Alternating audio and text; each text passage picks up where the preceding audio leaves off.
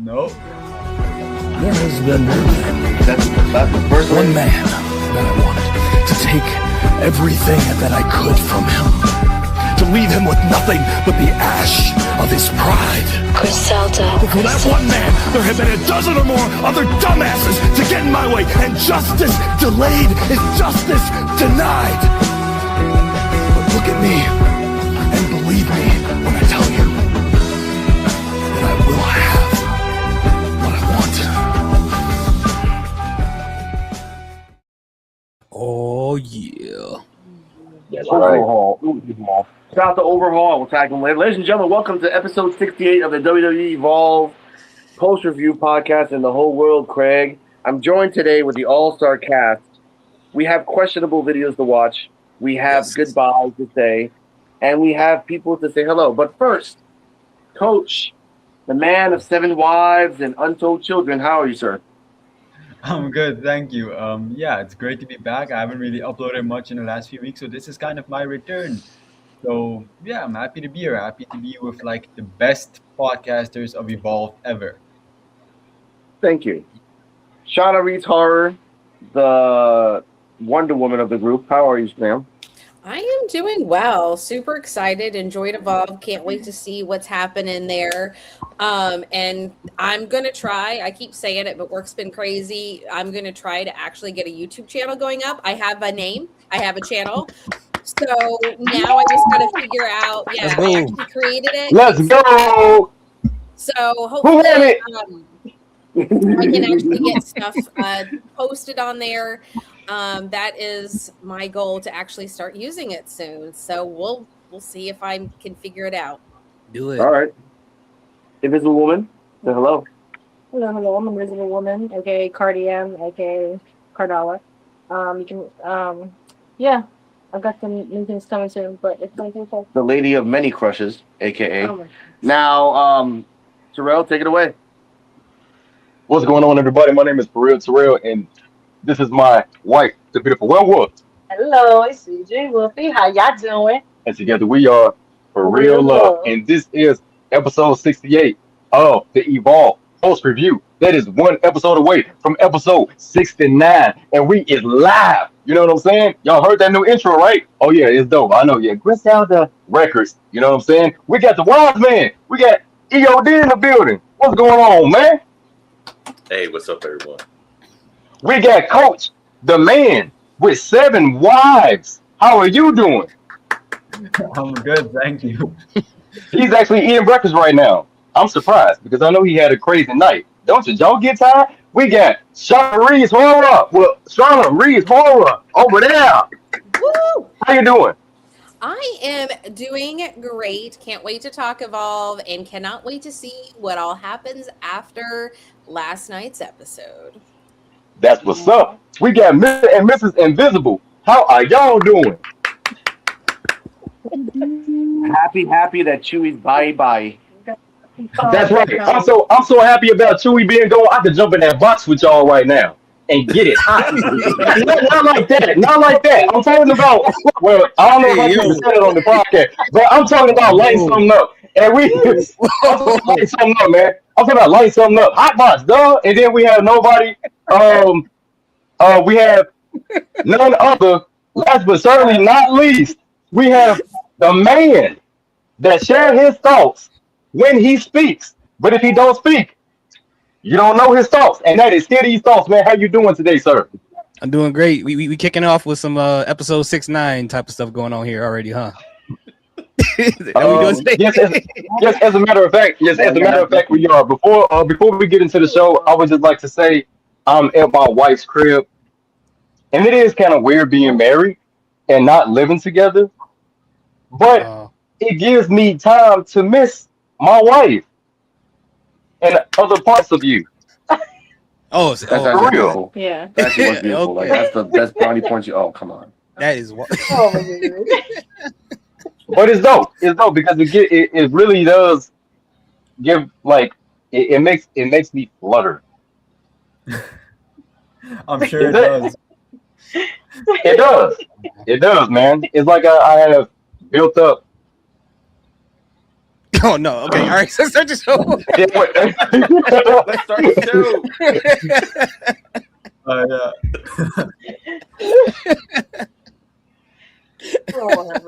Hey, I ain't It's all mad. good. I love love, man. It's all I good, love man. love. Hey, I love it's love. all good. You know, hey, I got to give it all to her. You know what I'm saying? I give it all to her. It is what it is. You feel me? Yep. It's like a, you know how like when you put the menthol into the menthol into the Coca-Cola? Yeah. Oh my god. Yeah. Oh Just my like that. god. I don't need a visual. Where Alice go? What happened? This was too intense. They had to leave. Minute, I'll be right back. Uh-oh. Oh lord. Oh, Shauna got sick too. Or is something wrong with the mic? Why is everyone leaving? Sometimes when people jump out, then you can't hear other people. So that's why Oh, that's usually what happens with me. Like I can hear some people, but not the others. Yeah. Oh yeah. So, Extreme yard. That is crazy. But I'm happy. You look great together. I love y'all in the same room. Oh yeah. Thank you, I man. liked Thank it. you, man. I liked It's it. dope. But Their internet other than I that, said it's out. oh yeah. Huh? But this is episode 68 of the Evolve post review, man. I was really expecting. Well, it led up to my expectations. It was a really good episode. It was a good episode, and it did meet expectations.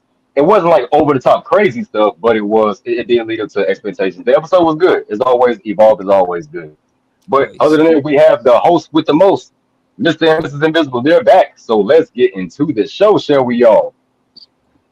Thank you, Hood Internet. Ladies and gentlemen, show starts off with Sloane Jacobs introducing and asking for gold for everything. She deserves it. I don't care about anything else. I just want her to be the best party ever. I've called in celebrity people to come in here. So it's for real, Terrell and TJ Wolfie, for real love. What are your thoughts on the intro before we get to the bam, bam, bam, and all that stuff of Sloane just being Sloane? Yeah, she just being over the top. Yeah. Being well, not being over the top, but being supportive. You know how when people be party planning, Yeah. demanding, Make sure that everything it gotta is be Big right. Reg. shape. Yo, Big Reg was good. Yeah, party planning. Yeah, it's like a little over the top party plan kind of girl thing, you know. Try to make sure everything's up top shape for the big cat kill. But it was pretty nice segment. That's right. And her name is not Nikita Lyons. When she champion, she Big Cat Kita. Put some respect on her name. Yeah. She did. Yeah, it was on the graphics too. Big Cat Kita. Coach, your thoughts on Flo Jacobs, your fifth ex-wife, just planning for Nikita? Where did Sloane Jacobs come into this? She's not one of my wives. But okay, I think it was Vegas. You visited one time, you never came back. we moved past that. Yeah, I like this opening. I think it was fun. It does suck that she said there was gonna be a celebrity and then just nobody appeared. That was kind of weird. Yeah. But overall, I liked it. I think it was a fun overall introduction to the show. And Sloane Jacobs is surprisingly a really good friend. Like I was expecting her to like them to slowly build something, but she's apparently a really good friend. So it's probably gonna be Nikita that turns on her eventually, which I think is a good version of it. I feel like it's an interesting story to tell. Okay, I guess she's a good friend, but really bad party planner. Hear these thoughts, your thoughts on this promo. Yeah, so when I saw the promo, even despite the other video we saw about something we're going to talk about later, when she was talking at the beginning of the show about how good the party is, I'm like, I've seen a ton of sitcoms where in the beginning they say, oh, the party's going to be this. That means the whole party's going to crash and burn. That's literally what it means. And Sloane Jacobs, she is slowly becoming more obsessed with Nikita Lyons, and I'm scared when Nikita does turn on her. I think we might get a Carrie situation going on Evolve because she's going to lose her mind. I really think she is. Okay, I like that. Invisible Woman, your thoughts on the promo, Sloane being Sloane? I agree. I think that she was overhyping the party, which is not a good sign. Yeah. But yeah. Who's paying for it? Tubi. No for the Okay. Anyway, Shauna, your thoughts on the promo? I liked the promo. I did. I liked, we saw a lot on social media beforehand, which I thought was really fun, like leading into it. With some people that were invited. and some people that had said, they're going to crash it. So I think it was really fun, for her to talk about it and get that build up for it. I really thought the way she was talking about this was kind of like her championship too. I was like, we're foreshadowing. It's going to happen at some point. She's going to think that she's like one half of the title, or whatever. It's going to happen. But I thought it was fun. And I've always said that I love the intro to Evolve, because you have people that maybe be tuning in for the first time that don't know what's happening or what's going on. It's kind of, this is what's going to happen instead of this is what did happen. So I like that difference between like the main roster and this, to say, hey, here's what's going to happen. So it's always fun. And you knew with Sloan kicking it off that chaos was going to arrive. What's a party in the ring without chaos?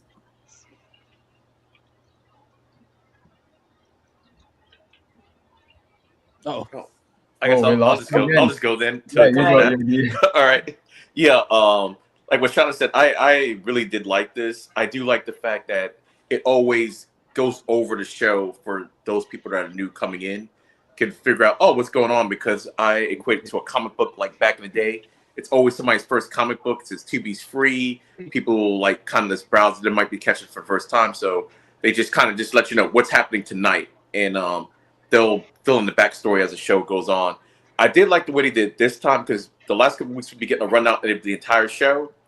But Sloan doesn't care about the entire show. She cares about the celebration. So all she actually really did talk about was the celebration. And I like that. So it was like a little bit different, because that is the main event of the evening, is a celebration. So it doesn't matter what else happens, according to Sloan. So I did like the way they did it. And that Tubi budget kicked in. They got a raise, because that camera was looking crisp backstage. Like all night, the production value is for segments has increased. So I did like that. So Yay, and I'm back. All right, well, now we get to the start of the show where the Mog Squad comes out. And by the way, they're copying the dynamite symbol. They should really get... Anyway, they go out. They are just like... They're really complimenting each other. Oh, the X Factor, TJ Valor, and Jakari and Santi Ball, and Max Abrams. By the way, ladies with gentle hands. He did say that. Sunglasses off. I miss when he brings that back. I'm like, oh, man. Sunglasses off, guys, awesome. However, ladies and gentlemen, a lot of people look at Aaron Rourke as kind of sus for doing things. What happened with Santi Rivera and main man Max Abrams has a talk? So let's see. Today's Santi Sunday, so that no one's gonna disturb me. It's time for me. This is all my day. Oh my gosh, who's calling me right now? Oh shoot, is that my main man? Sweet and Santi, what's up, you beauty? Hey, did I catch you at a bad time? No, not at all. Vent to me. What's up? I'm having a really hard time, and I think you know why. It's tough being the best looking people on Evolve. I know, the 1.0s are chopped. Like ever since we beat them, I'm noticing their skin breaking out a little bit. And Aaron, he just gives me the ick, bro. Yeah, he doesn't even shave his chest hair. Ugh. A champion with no hygiene could never be us. And then you got Harlem Lewis. Boring. I'm already bored. Like, unskippable ad he is, right? All right. I'm just going to say it. I love being in the Mog Squad. What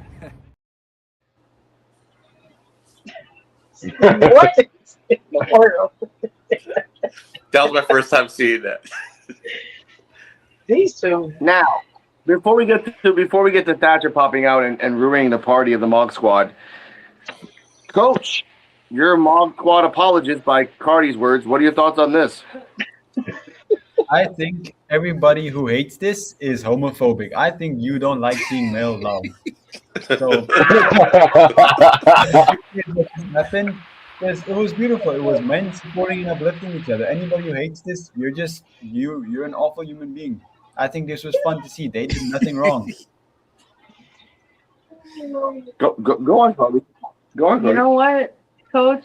I have to agree with you on this one. I mean, I agree. We can all see that the happy is dead, and nobody should ever make fun of them ever. So And polyamorous, because Max Abrams equally loves DJ Valor as he. Summer. Yeah, I like that Hot Boy Summer. All right, fine. Hear these thoughts. Your thoughts on this promo. You know what? I'm gonna agree with Coach. And you know what? When I was watching this whole segment with the Mod Squad, so when they were complimenting each other, I almost got grossed out. I'm like, all this glazing happening, it's just like like Krispy Kreme. It was just glazing all over the place. Oh, you got a nice chest. Oh, you got nice feet. Oh, you got nice. I'm like, what are they doing? But then when I took a second to think, I'm like, am I toxic? What's wrong with me? What's wrong with a bunch of grown men uplifting each other? What's wrong with that? I had to go do some inner searching and figure out what's wrong with me. What type of childhood trauma have I experienced where grown men can't compliment each other? And that's what I found out from watching the Mod Squad. And I thank them for that. And by the way, I like the fact that they're matching. They got their nicknames on their hip for their shorts, and they're wearing bright colors. And that's new for WWE because usually when we get factions, they're wearing dark colors like Dark State or the Judgment Day or, who else? The Bloodline 2.0. So they're coming out with these bright colors and the names on their side. They're matching. They love each other. You know what? I like it. I love it. So I don't want to be a horrible human being in the terms of coach. So I'm gonna like it. I like it.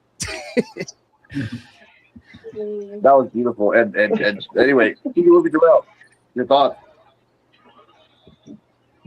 Yeah, I agree. It was a pretty good promo between them, and yeah, them uplifting each other. So that's good. That's kind of good. They got a bond with each other as a group, so that's a good thing. So yeah, I like it. Pretty good. In the words of the old school, it is called brotherly love, man. Yeah. That's all it was. Brotherly love.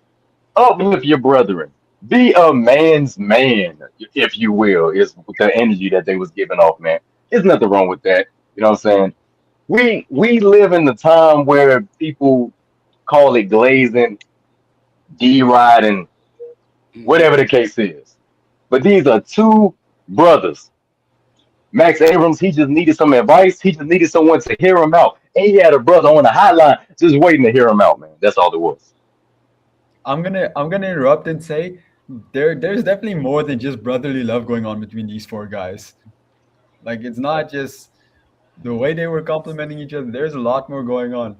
Why What are you calling about, coach? I'm not hating, but I'm just saying I've never complimented my friends' feet, and they did. So Yeah, there's a lot more video, guys.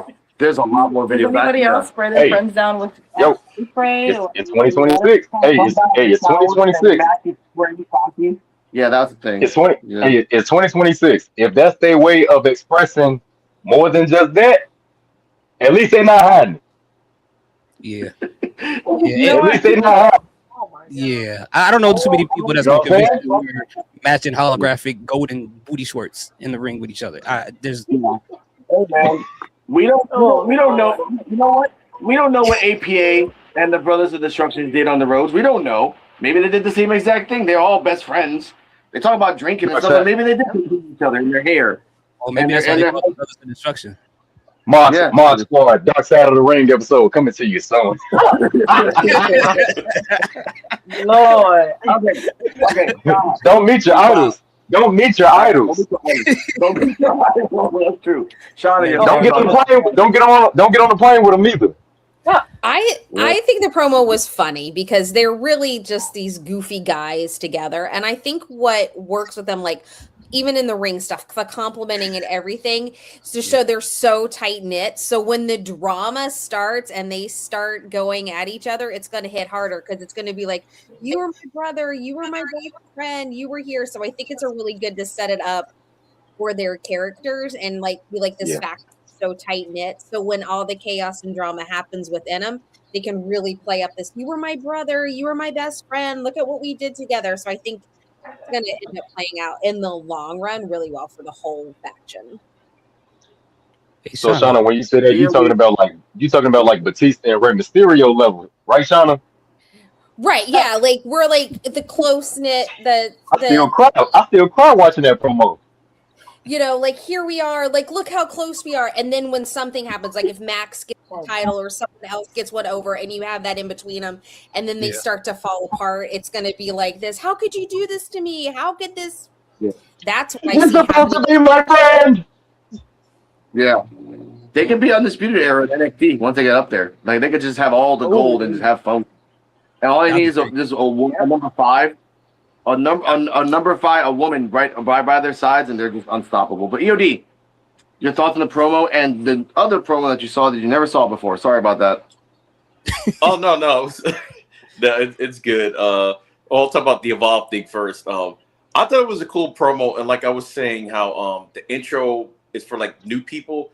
This did a good job of introducing everyone to the Mog Squad. If this was your very first episode watching Evolve, they went down everybody in their personalities, what their role in the faction is. Now we know, well, officially Santi and Ball are the tag team of the group, even though obviously you can tag with anyone, but they are fashioned to be a tag team. Valor is like pretty much their muscle. Max is the leader. So I did like the way they did all of that. Now that promo at the beginning of the show, like I thought it was funny. I thought it was funny because I was like, where's this thing going? But yeah, but on that, I have to agree with Coach and everything on that. So, but yeah, I thought it was good, and yeah, I know Max Abram. That's my guy right there. So this was funny. It reminded me of something out of like an '80s movie for some reason. I don't know, like a Revenge of the Nerds or something like that. The jocks are talking like they're just kind of just over the top with the stuff. So yeah. Also, too, when you say the '80s, it's like when they have the phone calls back in the day, like on those movies, they don't have the screens like side by side. They're always switching the screen and see what the other person, see what the other person is making or saying. Is that Max Abrams rapping the theme song to the Mod Squad? I don't know. I try to hear the song, but anyway, it's all there. But let's get to the nice surprise of this. After they were talking that stuff, and he was the X Factor. Who's next? CJ Vallis says this. Timmy Thatcher comes out from his excursion that he never went anywhere. And I wanted to tell the EOD the graphic that comes out is not new. It's like he's like the last fourth time he came out. That's when it came out new. So I'm like, that's pretty cool. Okay. He says, "Oh, you're the X Factor, CJ Valor. This is your next opponent." And once again, John Connor came back to the past to tell somebody that fucking called a Cutler Terminator. Here he comes again. Cutler CJ Valor versus Cutler James, which is a CJ, and CJ from San Andreas is in commentary. CJ. Well, before we start, we do get a surprise that the general manager of NXT, Robert Stone's on commentary. I don't know what happened to Peter Rosenberg. I'm not going to speculate. But we're happy that he comes back. He's slowly coming back in to commentary. He did a lot of hypocritical things, and he said one thing, but then it didn't make sense later. But we're not going to talk about that. CJ Valor versus Cutler James. This match lasted 4 minutes. CJ Valor did try to do the Chaos Theory. It did come out a little weird. This was basically power versus power. For every time Cutler James tried to pick him up, he would stand his ground, and Cutler James did the same thing too. At a certain point, CJ Valor was in the corner. Max Abrams is looking at CJ Valor. Cutler James is going to do a spear in the corner. And Max Abrams whispers, "I love you," grabs his arm, pulls him out the way, so Cutler James chops himself in the shoulder with the turnbuckle. As this is happening, and by the way, Thatcher, are you watching this? Thatcher was in the VIP section scowling the whole time. At the end, I love that CJ Valor went to the top rope, which he doesn't do. Did a nice little salute headbutt, which he didn't make it. Cutler James did a gut buster 1-2, and then I call this let's save John Connor spin for the 1-2-3. And the Mob Squad did not attack him at all, which is kind of freaking funny. And let's end it right there. Coach, your thoughts on the match? Cutler is 3-0. Oh no. I'm actually really enjoying what's happening with Cutler James on Evolve so far. I've actually really enjoyed his run. I was hesitant at first because I really didn't enjoy him on NXT and with Darkseid. But so far, I think he's been pretty good. I've really enjoyed, I don't know, something just feels different about him. Like, I'm not going to say he has charisma, but there's something about him that I'm just like, I see this guy. I like this guy. I want to see more of him. So yeah, it was fun. It does kind of suck that the Mog Squad went 3-0 last week against everybody, but now tonight they lost every match. That kind of felt weird, but I'm not bothered by it too much because they did face some good opponents. The match was good. I really enjoyed it. I love the dynamics. But yeah, most importantly, I'm really enjoying Cutler James, which is surprising for me. Okay, oh my God, I want to put him on the wanted list so bad, but it's okay. Hear these thoughts? Yes, sir. Cutler James is just okay with me. And I'm just wondering like why they haven't won so much. It looks like that obviously they think a lot about this guy at this point in time. So it's just kind of interesting to see what trajectory they're going to go with his whole situation. And I think the Mod Squad didn't try to jump him after it was over because Thatcher was right there. So probably there would have been some repercussions for that. Maybe they still think the security guards are still hired and they saw what he did to Harlan Lewis and they want to keep the arm. So, but it was a decent match. I like it anytime I see CJ Valder wrestles. It's always very entertaining to me. Same team. Terrell and CJ? Yeah, it was pretty good. This was a good Cutler James match. I say that. He did pretty good on that match with him and CJ Valley. They did pretty good hard hitting match, so I rate the match at least B minus. They did like a B minus. So it was a pretty good match for him. So I give him props on that. I'll give this match a B plus, and that's only because he looked more comfortable in this match when he was Yeah. in the ring. The moves were more smoother. There wasn't robotic like the first two matches he had with his dog. Cutler James, I have had faith in his promo ability, as the personality, since I first saw him in Next Gen in WWE. That was like a Roku TV show or something when they was like doing the tryouts. And like I said, man, he has the potential to be a solo star. I know a lot of people would say, "Oh yeah, he's on Evolve. There's like a demotion." No, I think this is to showcase his singles in ring competitiveness, if that's even a word. I don't even know if that's a word or not, but I think it's just to showcase him as a singles competitor, though. So I liked it. It is a word. Also, they said on commentary that he is the inevitable one of Dark State. So apparently, like he's like the final boss before you get to the other guy. So that's fine. That's fine. Shauna, your thoughts? I literally, as soon as it hit that it was Dark State, I was like, are you freaking kidding me? We got Cutler James again. I just rolled my eyes. I will say something on the commentary that kind of irked me from Stone, to go back to this, and I mentioned it on the podcast. He mentioned something to the effect of he hasn't been watching Evolve or paying attention, so that's why he was coming down to do commentary. You have Evolve talent on your show. Why are you not paying attention? How do you not know what's going on? If you're supposed to be kind of over them on an umbrella, I was like, come on, dude. So that just kind of irked me in a weird way because I'm like, so you have these people on your show. You don't know who they are. You don't know what they're about, what's going on. So I don't know if he was meaning just the Mog Squad because some of them have not appeared on Evolve on NXT, but that just bothered me. So I'm just going to get that ran out. I did like the match. I love CJ. I think he's great. He's just one of my favorite. He's probably my favorite member of the Mog Squad. So I like the match. I just was like, why Cutler James again? Are we trying to give him a character? What are we doing? Could it have been someone else? I'm just over Cutler James at this point. And why is he getting a win streak and not some of the other Evolve talent getting the win streak? That's what I have to say about that. That's true. Now, before EOD, commentary did say that the Mog Squad, because Robert.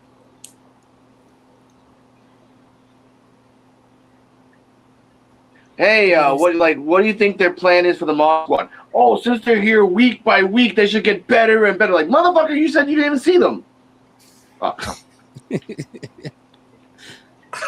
Well, in defense, if you're on there every week, you should hopefully be getting better. So, like maybe the generic statement, you would hope that's what would happen.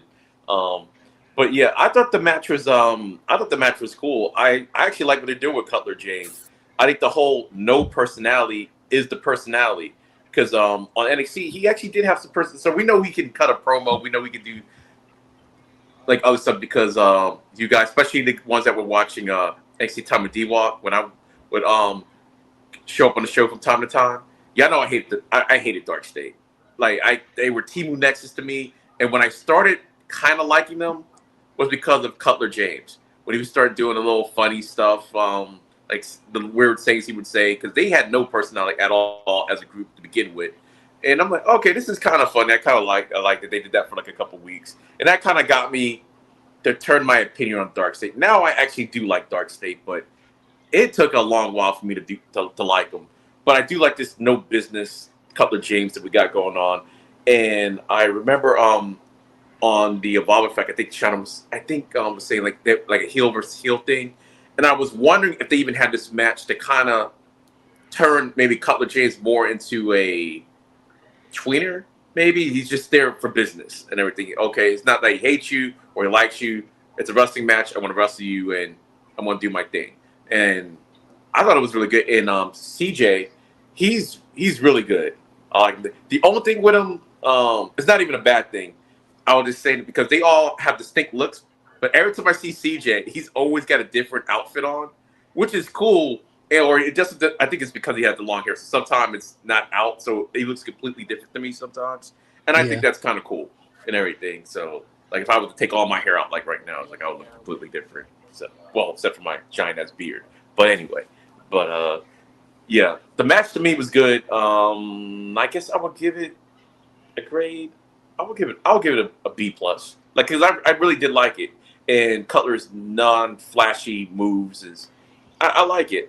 He's doing a lot more singly than he ever did on NXT. So we're seeing this real, like, his whole moveset now. So now, sorry for my internet, guys. Cardi actually has a weird theory. Bring it up. Okay, so shout out to Shauna for this. When we were talking about Cutler James, it just kind of clicked for me with Rizzo coming on this episode as well. Isn't the timing kind of weird that Cutler James is coming in and getting all these wins right around when Rizzo shows up on Evolve? And they're together. And they're dating. Well, don't you put that out there as a room? Rizzo. Oh. Yeah. Rizzo was in the game for like a year. They moved in together and everything. Like all wrestlers do in NXT. They moved in together. I don't know if Rizzo got that kind of pull over people. But yeah, I see what you're saying. Like you got that kind of pull. It seemed like it. I think he don't have that type of pull, but we'll talk about that a little later. Let's get to the second part. Now. You don't know. Rizzo might have pull. I might. She's still there. We have pull to bring Rizzo down. Jada Parker, be careful. The women in WWE have pull. All of them that got boyfriends, they all got pull. Oh, of course. Except for Hale. Yeah. She goes to weird other places, and then anyway, I'm not gonna crap on theory. I have a theory about this. Next up, after they lost the match, they were leaving. Dax is like, "Hey, where you guys are going? Santi Rivera, Santi and Jakari, or Sweet and Santi, as Mike Max calls you. You have a match next to the tag team. Saying you guys are the best tag team in the division. Well, here you go, Romeo versus Noam Dar. I'm gonna speed this up too. This match was based on. I loved this little, like, every time they tag, they hop in and out, hop. They were really good together. At a certain point in the match, Yukari does a German suplex. And as he does the German suplex, he overstocks it, like overshoots it. And then 1-2, and then the foot got on the rope, and the referee and Thatcher saw that. The Mog Squad thought they won. Like, oh, we won. And they're like, the commentators are confused. Thatcher's confused. The referee's confused. Like, no, dude, you didn't win. Like, oh, we won. No, Romeo jumps over the ref, boom, jumps back in. After that, Mr. Noam Dar and Romeo do the, I gotta call it the pancake flip. Suplex. It was actually very nice for the 1, 2, 3. And Romeo and Dar are 2-0 in tag teams. And to add this together, Thatcher tells Max Abrams, "You're gonna have a match too, but I would be nice. That's next week against the person that you fought and you attacked, and that was on TNA." And for a second, I thought it was Ricky Sosa. I was like, "But he's never been on Evolve," so I'm like, "Oh damn, it would have been awesome." But you have Chad Starboy Hall next week. So, Coach, your thoughts on the tag team of Romeo and Dar beating the Mog Squad, and Chaz versus Max Abrams Part 2 next week. Honestly, I low-key forgot about Starboy Hall. I kind of, like, he's not erased from my memory. I just forgot he was really on the roster because he really hasn't appeared a lot. And when they said someone from TNA, I really couldn't call out who it was because he had one TNA match and then was gone from there. So, yeah, for a moment, I just forgot about him. As for the tag team match, you guys know I love Romeo Moreno. So I was just happy to see him finally getting some more momentum. I hope they acknowledge this on NXT somewhat, because didn't they on NXT a while ago say that he and Noam Dar can't go after the championships because they need to pick up victories, and here they're on Evolve, like, wrecking the scene. So I hope some way they acknowledge that, because I think that could be cool. But yeah, Again, I don't like how the Mock Squad lost all of their matches this week when they just won last week, but it's fine. Everybody who won were credible competitors, so it's not like a massive downside for me. Okay, that's fine. Hear these thoughts?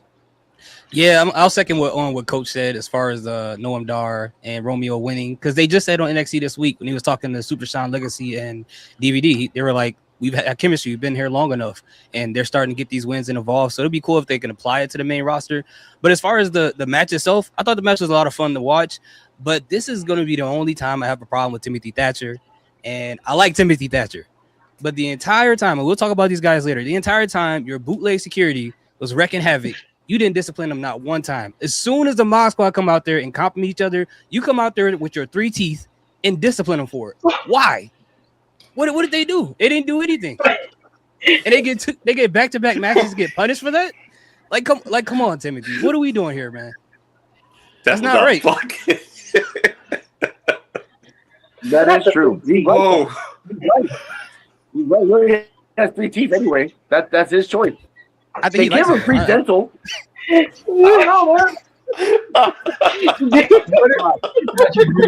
Timothy Thatcher, if you watch it, I'm sorry. I don't want to wrestle.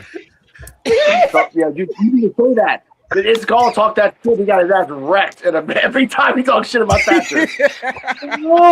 That is true. That is true. You need to tell your thoughts. Oh Lord. Oh Lord. That was AI. That was not AI. Don't lie. Terrell, CJ, what were your thoughts on the tag match and the Chaz versus Mac next week? Ooh, that was fun. But yeah, that tag was pretty fun to watch. Yeah, and I really liked the Noam Dar and Rodeo kind of tag team. They pushed them along through pretty good with it. And hey, but he said they gonna get but yeah, I enjoyed the match though. They didn't think they tried to pull a fast one with that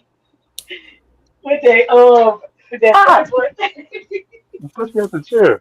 We did. Yeah. Oh, Lord Jesus. I'm good. I'm good. Oh, jeez. Lord, man. Oh my god. But yeah, I like they did pull a fast one when they count when they thought they had him, but it was a vote. But you know, trying to pull a fast one. Yeah, I like that. I can match all through. Yeah, Roman and Noam need to keep going as a team. They improving as a team. Yeah, Yeah. the tag team was good. The tag team match was amazing. Noam Dar, that's my dude. I love Noam Dar. Always been a big fan of his. I love seeing the work that him and Romeo has. I can imagine B, bro. But I like the match. Hey, I like the match. I'm ready. Okay. Shauna, before we get to you, the part I didn't say is that during the match, they cut to the back where Zena Sterling walked into a conversation between Sloane and Gianna and Veronica Haven, which I did love. I did love that Sloane said, like, you're invited, so I don't have to drive anywhere to pick you guys up, so you guys just got to change before you come outside. And then Miss Zena Sterling got mad because she's like, I'm in the locker room. Sloane's like, yeah, you're in the locker room, but you're not in this conversation. You need to go. And Veronica Haven was trying to fight as she was walking away, trying to be all tough, like a little tough chihuahua. So that's just Haven. Your thoughts on that and the match? Yeah, so as I will keep calling Veronica Haven Fallon, like, just ignore me if I keep calling her Fallon. I'm used to her indie name. I liked it because they have that segment on NXT every now and then where it's like that creepy camera like looking in. So it was kind of seeing that being like, okay, so kind of thought maybe that was a tease that we would see Xena at the celebration. So I was like, okay, maybe it's leading into that. But I enjoyed the match. I think it's really funny how on Evolve, Noam Dar and Romeo are like, yeah, we're the best of friends. We're going to go out and do all this. And then on NXT, they're like, oh, I don't know if we can do this. So I think it's really funny. I love their chemistry together. I love the match, like where everybody was confused. I thought was great.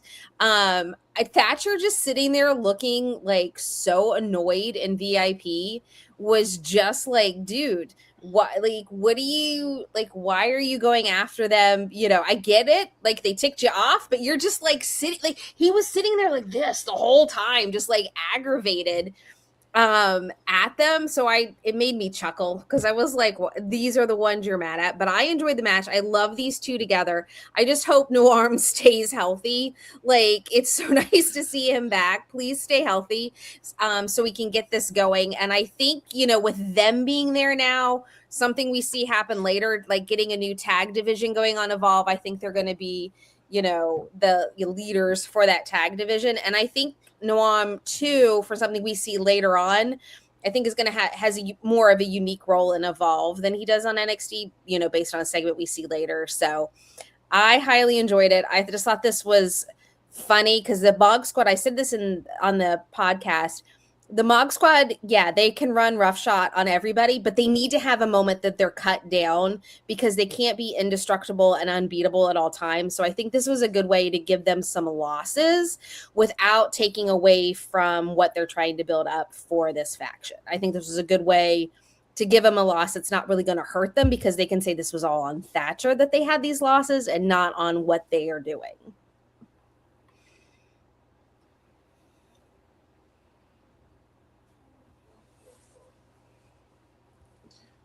All right, I guess I'll go. Yeah, I was about to say Alex disappeared again. Okay. I actually really like this match. Can you hear me now? Yeah, we can hear you now. Oh, we heard you now. I think he's muted again. Okay, well, okay, I'll just keep going. You can go, Yodi. Okay. He's wreaking havoc on this. I thought the match was really good. I did like Thatcher put a match together, but like what Here He Starts was saying earlier, and I think Coach alluded to it. Why was he so mad at the Mog Squad? It's like I get being a little mad just because they're healed, but you saw what the security did like at Succession, and you're taking like it's like he took out all his frustration because he fired them. So I guess maybe he can't do anything else to them technically. So it's like, all right, I don't like the Mog Squad, and I don't like security. So I'm gonna take all my frustration on the security guys out on you guys because this was a little overboard when he was going to. They didn't really do anything too crazy in that match for this level of get back. So but it was a good match. It was a good showing with Santi and Ball. So I'm glad he did also establish like, okay, this is the tag team of the group. And Thatcher was like, okay, basically, y'all a new tag team. Y'all want to, I think you're like unbeatable. So I'm like, I agree with Shauna on that. I think we might finally get those Evolve tag team belts. We have a lot of tag teams right now in Evolve. And the fact that Noam Dar was there, I do like the pairing. I think Here He Starts this about what they said on NXT. What I thought was weird is that how Stone said they got to rack up some wins. That's why they weren't in the Fatal 4-Way. But Legacy and Dorian Van Dukes was in the tournament, and they basically just formed themselves. So I thought that was weird. I'm like, if you add Evolve to it, what they got probably like 2 more wins than they do, probably like 3 to 4 more matches than they have. So I mean, that's neither here nor there. But I kept thinking that was weird. Even when they did it, they're like, "Oh yeah, you got to rack up some more matches." I'm like, "But you just formed this." But then they tried to lie. Remember, they were like, "Oh, they've been together for a long time, so they got all this chemistry." And I'm like, "Since when?" That's like us being like all of us in the panel being together. We haven't had an actual wrestling match together though, but exactly. we know each other. We know each other. That's what it was like. Oh yeah, they might know each other, but he was in a tag with EK Prosper longer than he was in a tag with Dorian Van Dukes. And they didn't explain why they. Well, anyway, that's all nothing. But I know. I'm gonna interrupt real quick. I know go if we all ever got into a match, Hughie's thoughts would carry us through it. I know you would take all the burden for us. Why? He's gonna be the Max Abrams of the group. You're such a nice guy. You'd carry us all. You wouldn't even try to say. You just stay in the ring the whole time. You'll be like, "Don't worry, I can handle this." He just get beat up. That's what Max did. Took it for the team. And we also Max just took the ID championship off of Starboy at the Nightmare Factory a couple weeks ago. Oh yeah. Yeah, so this will be like the 3rd match. Yeah. Yeah. I hope it's not looking good for Starboy. It's not looking good for him because Max has had his number. Yeah. Mod Squad, just get Thatcher some gold shorts, man. That's all he wants. That's what's going on. He just wants some gold shorts. But yeah, it was just crazy the level that he was going after the Mod Squad. That's what I'm saying. He was jealous. He was like, "Where's my shorts at? I didn't get one." Yeah, but he even said in the VIP session. Good. It was what it really was? good. Like Noam Dar in them, or they're a good tag team together. I do like them. They just flow so well, and I'm just glad that Noam Dar is back also. And like Shauna said, I do think he has another role with Evolve that's more than just wrestling, like a legit like other role, because they don't have people. Let's see, of his vintage on Evolve. We'll just say that and everything. Everyone's pretty much fresh and everything, not seasoned like Noam Dar is. So I think he's there to kind of help some of these people along also, kind of like an Andre Chase like situation. So yeah, I like that tag team a lot too. Romeo and Noam Dar, they're great together. They really are. All right. Hopefully I'm back again and you guys can hear me. We hear you. All right. Now, back in the universe of Evolve, in the backstage of NXT, but Evolve, Harlem Lewis and Aaron Work walk up to each other face to face. They say, "Look, I know your past," and Harlem says this first. Like, I know your past and everything else, and I respect you.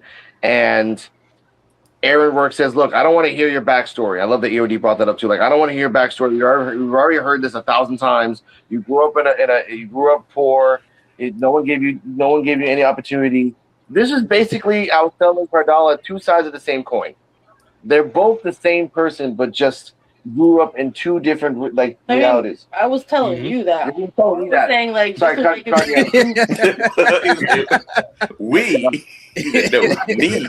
was telling Some Sloan Jacobs going on here.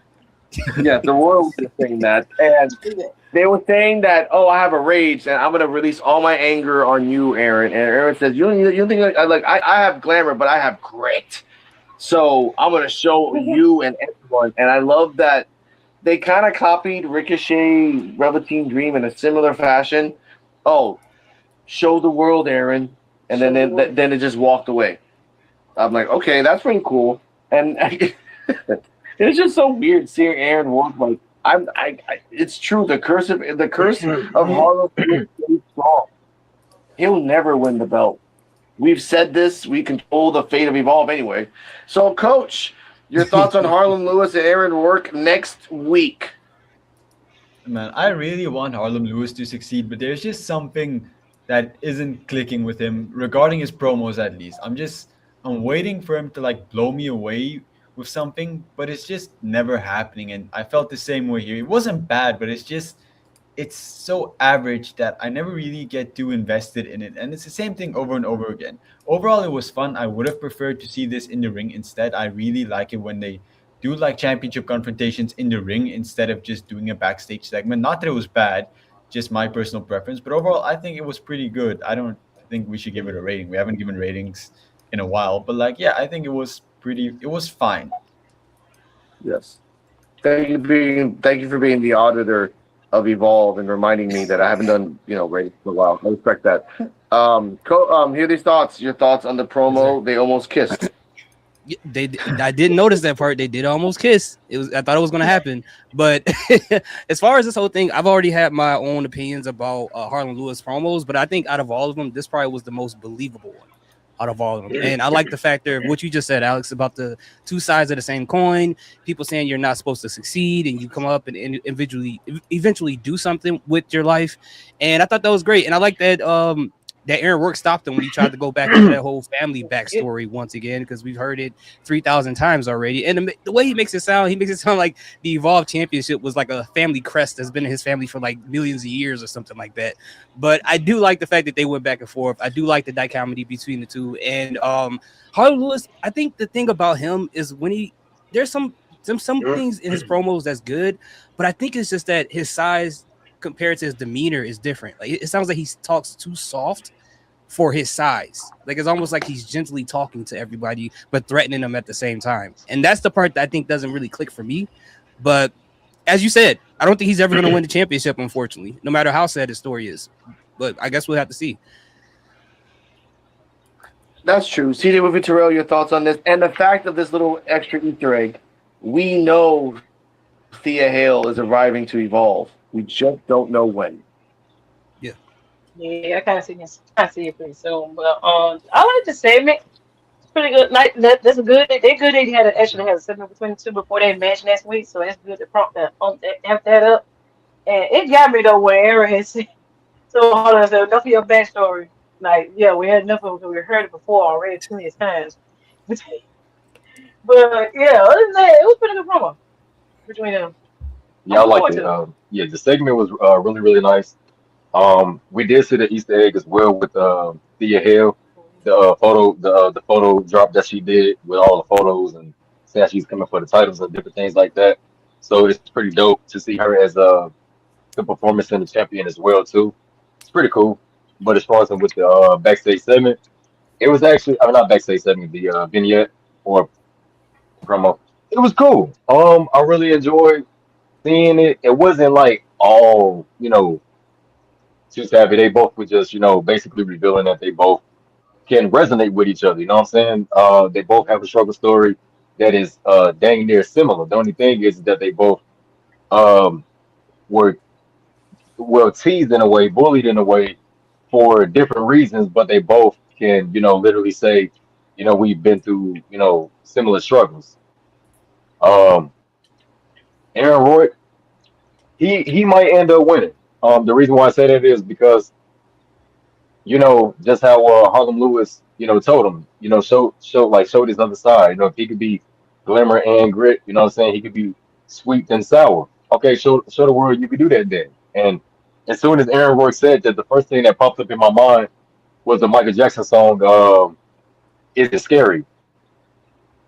Um, I recently had a no, like dead serious. I recently had a private moment to myself with that song because so many people can say so many negative things about you. They can say you're not going to be successful. They can say that you're going to be a failure. They can say that you would never amount to nothing. They can say that you a bad guy. You know what I'm saying? They can say all these things about you. And as soon as you show them these things, it's scary. It's scary to see it. So if that's the energy that Harlem Lewis wants, if he don't want the glitter, he wants the grit. I say Aaron Roy, give it to him. That's what he asking for. Give it to him.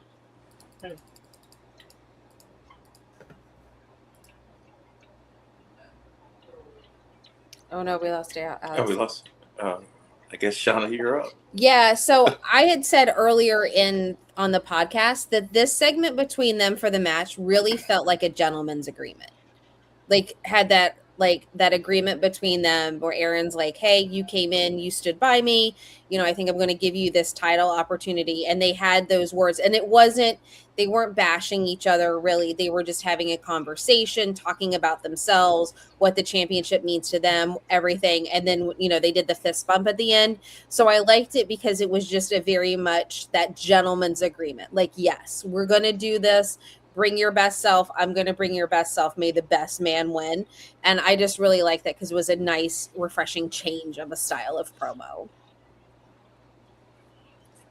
Yeah, I hate my local internet. EOD. yeah. For me, I got to push back on everybody on the panel because I know this match is supposed to happen next week, but this is supposed to be a one-on-one match between Harlem Lewis and Aaron Roy, correct? Because every time this man was supposed to get a one-on-one match for a championship, it didn't happen. So I'm afraid that something's even going to happen next week that we might not get this match. Hopefully we do. But that man was, like I said, he was number one contender for months, and he got leapfrog a bunch of times as the number one contender. So hopefully we get this match next week. Now, I did like the vignette, or not the vignette. It kind of felt like it because Tubi has upped their budget for Evolve, so the camera was very nice. And I think that was the reason why we didn't get the in-ring thing, because I think they were just showing out. Just like, hey, look at our camera quality. Look what we can do now. So nice. For real, I mean, that was nicely put together. I'm like, it was still the same XT backstage that we always know, but with that camera and the purple, it made it look fresh. But yeah, like Shadow said, like it felt like a gentleman's agreement. It's like, okay, we got some some respect for one another, begrudgingly or whatever. But we respect each other. But just because I respect you doesn't mean you don't have something that I want. And as the Evolve champion ship, and that's what Harlem wants. So even though I respect you, I got to do what I got to do. And I do think this is probably Harlem's best promo. And I've always said it. It's like maybe the I think he's better at like just saying things instead of like saying something that's written for him and everything. So this came out like natural and everything to me. So I think that's the thing. I'm like, just give him some point and say, okay, I need you to get this thing across. Say it however you're going to say it.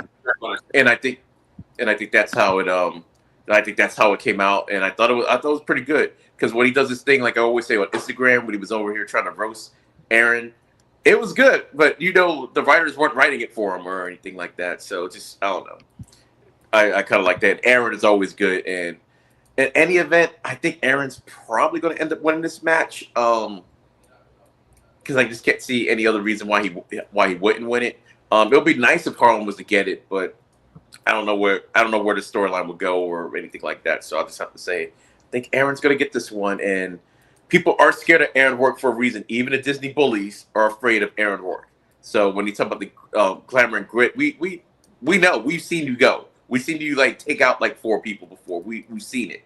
So yeah. But I am looking forward to the match though. Like a completely one-on-one match will be pretty good if it happens. So.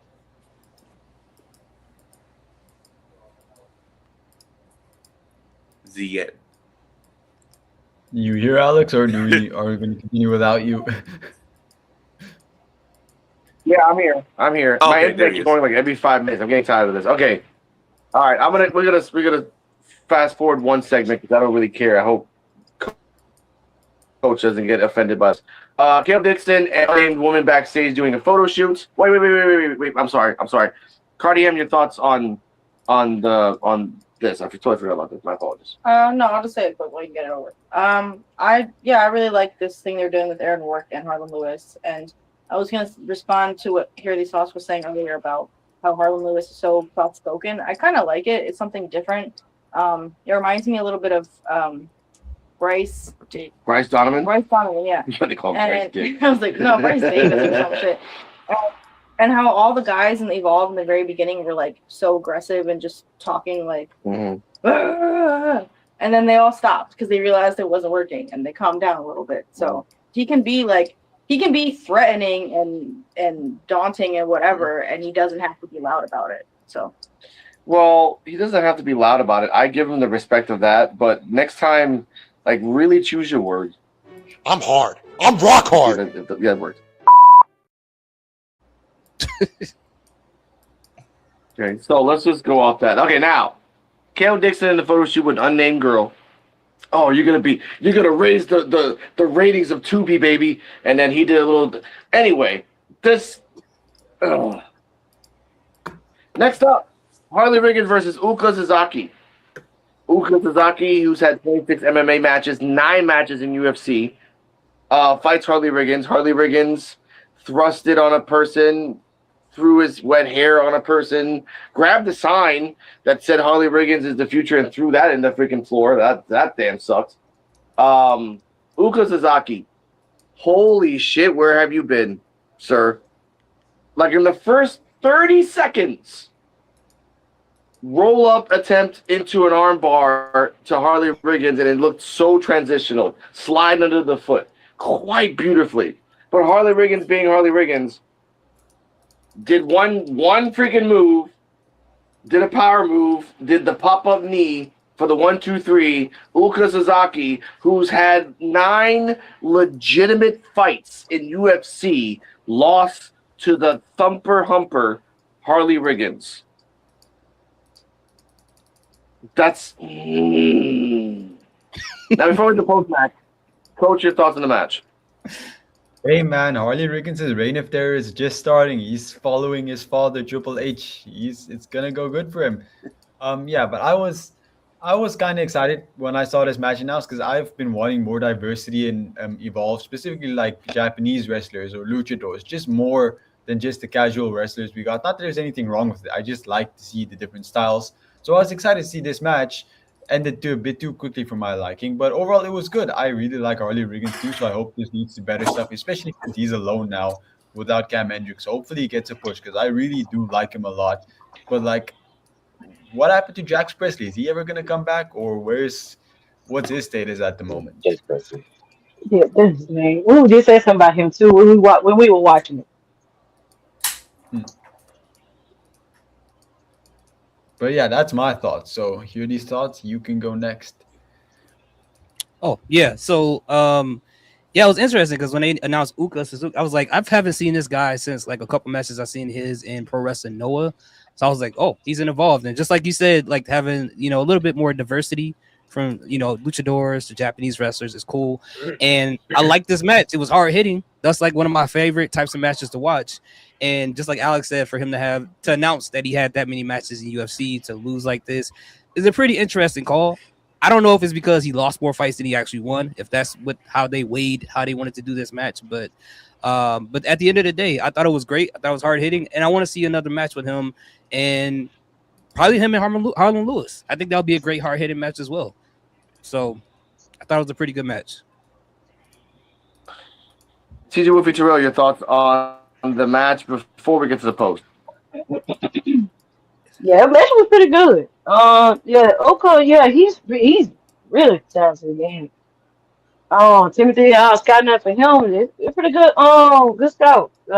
Yeah, he was impressive in this match. And Harley, yeah, he's trying to turn it a little bit too. So him getting this W is kind of good to start off his singles career and by himself. So his Cam is kind of been out of there right now. I know he got evolved right now. So yeah, it was pretty. I give it a B plus. Yeah, I get a match B plus as well. It was dope. I just feel like Harley Riggins, he could have took a L. Honestly and truthfully, he could have took a L. You want to start off your singles like that? Yeah, he could have took one. But post match, it made sense, and we'll talk about that next.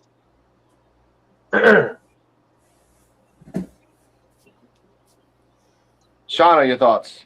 I liked the match. I really did. I would like CJ said. I just was really shocked that Harlem won. Like Harley won. I was shocked. I was like, it's a new person premiering, and you're going to give them the loss. So I think it'll be interesting. Yeah. And I know there's been that talk up in NXT with Naraku losing and getting like a faction around him. So I'm wondering if he was just kind of on there to kind of get his feet wet. So he's going to have a cup of coffee and then go up with Naraku in NXT. So I think it'll be interesting to see how long he sticks around. But it is nice to see, like they were saying, like the variety and stuff with the wrestler. So it's not the same on there. But it's going to be fun to see if, we see him here a little bit longer or if he pulls double duty for a while. But really excited to see what he brings to the Evolve table.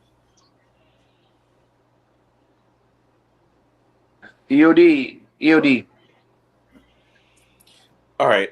Yeah, I agree with Sean. Like I heard like the same rumors, so I was surprised when I saw him debut on Evolve. But it makes sense and everything. Get your feet wet, learn the style that they use in WWE. So I mean that was fine.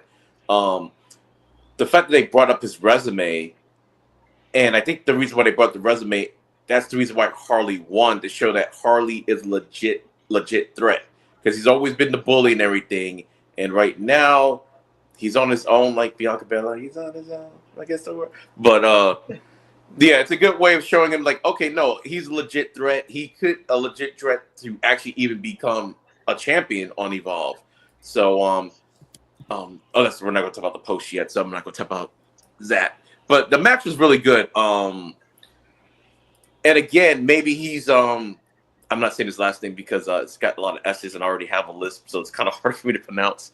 But yeah, the way he came in there, I think he's kind of like a Noam, could possibly almost like a Noam Dar situation. Everything, like he's probably like he could, even though he debuted, he could probably take the loss. You're probably not going to remember that he even lost this match like in about a month anyway. So just something to put a feather in Riggins' hat and everything, since now he's kind of doing his own thing. So Okay. It was a good match. I didn't like it that he lost. I mean, if you fought 9 people in UFC, even if your own weight class, you can still get. You guys have the same amount of time in wrestling. Oh, he's been in 2 years of wrestling from Noah, and Harley Riggins is 2 years wrestling in the PC. I get it. You brought him in as an excursion from Noah. I didn't like that. But the post, ladies and gentlemen, Harley Riggins comes out, and I was expecting Mr. Chewy Martinez to come out and just say brother, brother, and get bitched at. But a new person come out, Adriana Rizzo. And because of that, ladies and gentlemen, I made a song specifically for Chewy, Say Goodbye. Because honestly, we don't really need you anymore. Viewer discretion is advised. This was sponsored by the lyrics of Coach FCHW. You can't say no by it.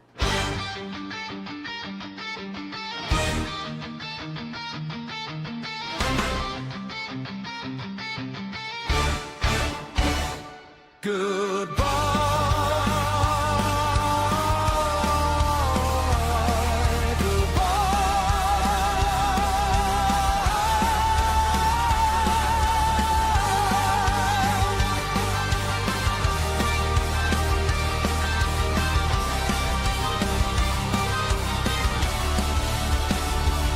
the fallen soldier of Evolve, his name is Chewy Martinez, the man that gravity doesn't forget. He was a reporter, he tried to be a reporter, but in the end he was kicked out by a better person. So, goodbye, goodbye to Treat Martinez. We'll miss your repeated clothing, shining workmanship in reality. We won't miss you. Goodbye.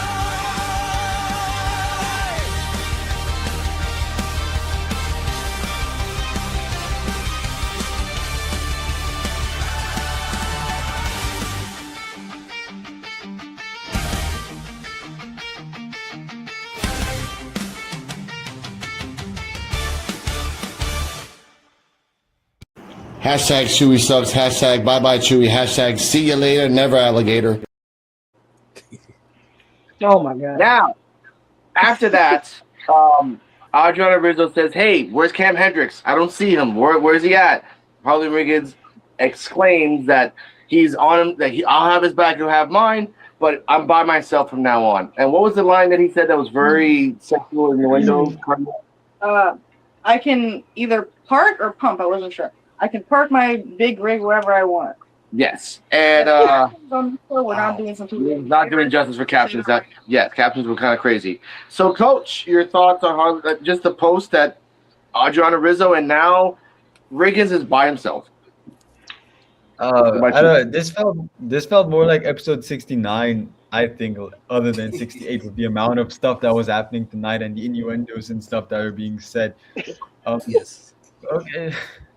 So this is how this episode is. I'm scared of how next week's episode is going to be, especially with Darrell. But I think it was good. I enjoyed Ariana Rizzo being an interviewer. I do hope she returns as a wrestler because I thought she was pretty good. I hope this isn't permanent for her, but at least it's screen time. I guess you can't complain when you're at least on television. At least you're not fired or anything. So happy with that. As for Harley Riggins, again, really like him. I see a lot in him. So let's see where it goes. Okay, hear these thoughts? Yeah, I like that Rizzo is the new person to replace Chewy. Like as soon as they said, and then I saw who the person was, I was like, I know there's a bright sun over the head of Alex right now. I know he is so elated. I know he is so happy right now. His day just turned upside down no matter what was going on today. I know he feels amazing right now that Chewy's finally going. And that's all I got from that moment. But yeah, I don't know. Chewy, I guess he's going to get a sponsorship from Oreo. Absolute facts. And I guess he's working on that Oreo and Reese's sponsorship from that taco he posted earlier today. So we'll see. Why do you guys follow Chewy? Like, I don't follow him. Why do you guys follow him? I follow him just because to be respectful. If I tag him and say Chewy sucks or Chewy's gone, I have to at least follow him to know, like, hey man, you suck.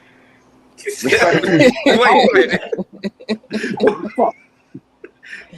It's like I get it, but the logic is like, yeah, in case I say some shit about you, I want to attack you with it. I want you to know that I'm not hiding behind it. I'm right in front of you saying that you suck, bro. But CJ with Terrell, your thoughts on Adriana Rizzo? Welcome to Evolve. Oh yeah, happy to see her and happy to do know for her to see her going back on TV again. Then being an interviewer now, which is kind of concerned about Chewy if you got you be replaced by Rizzo or you gonna come back that week or I don't know, but happy to see Rizzo back on TV. No, Chewy is not coming back. And that man said he want a day off. It's set in That man stone. said he want a day off, so he said, "Baby, Rizzo, you want to do something?" It's set in stone, and I hope it is set in stone. I hope to the God that he is not coming back. Oh my You know what God! I'm saying? They said no. He said, "Chewy probably say he involved these." I actually, I hope Chewie returns just to see Alex's boy. reaction. For no other reason.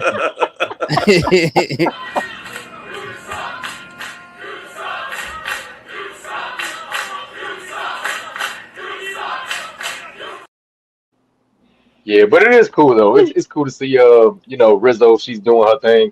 Harley Reagan's he is solo now, and he stepped it, letting everybody know that he is doing his own thing. You know what I'm saying? And it's cool to see. I love it. As just like here these thoughts say, hopefully Chuy Martinez get his Choco Taco sponsorship deals. You know what I'm saying? Oh my God! Get the sponsorship deals while you can, man. You know, no matter what they paying. Get the sponsorship deals, man.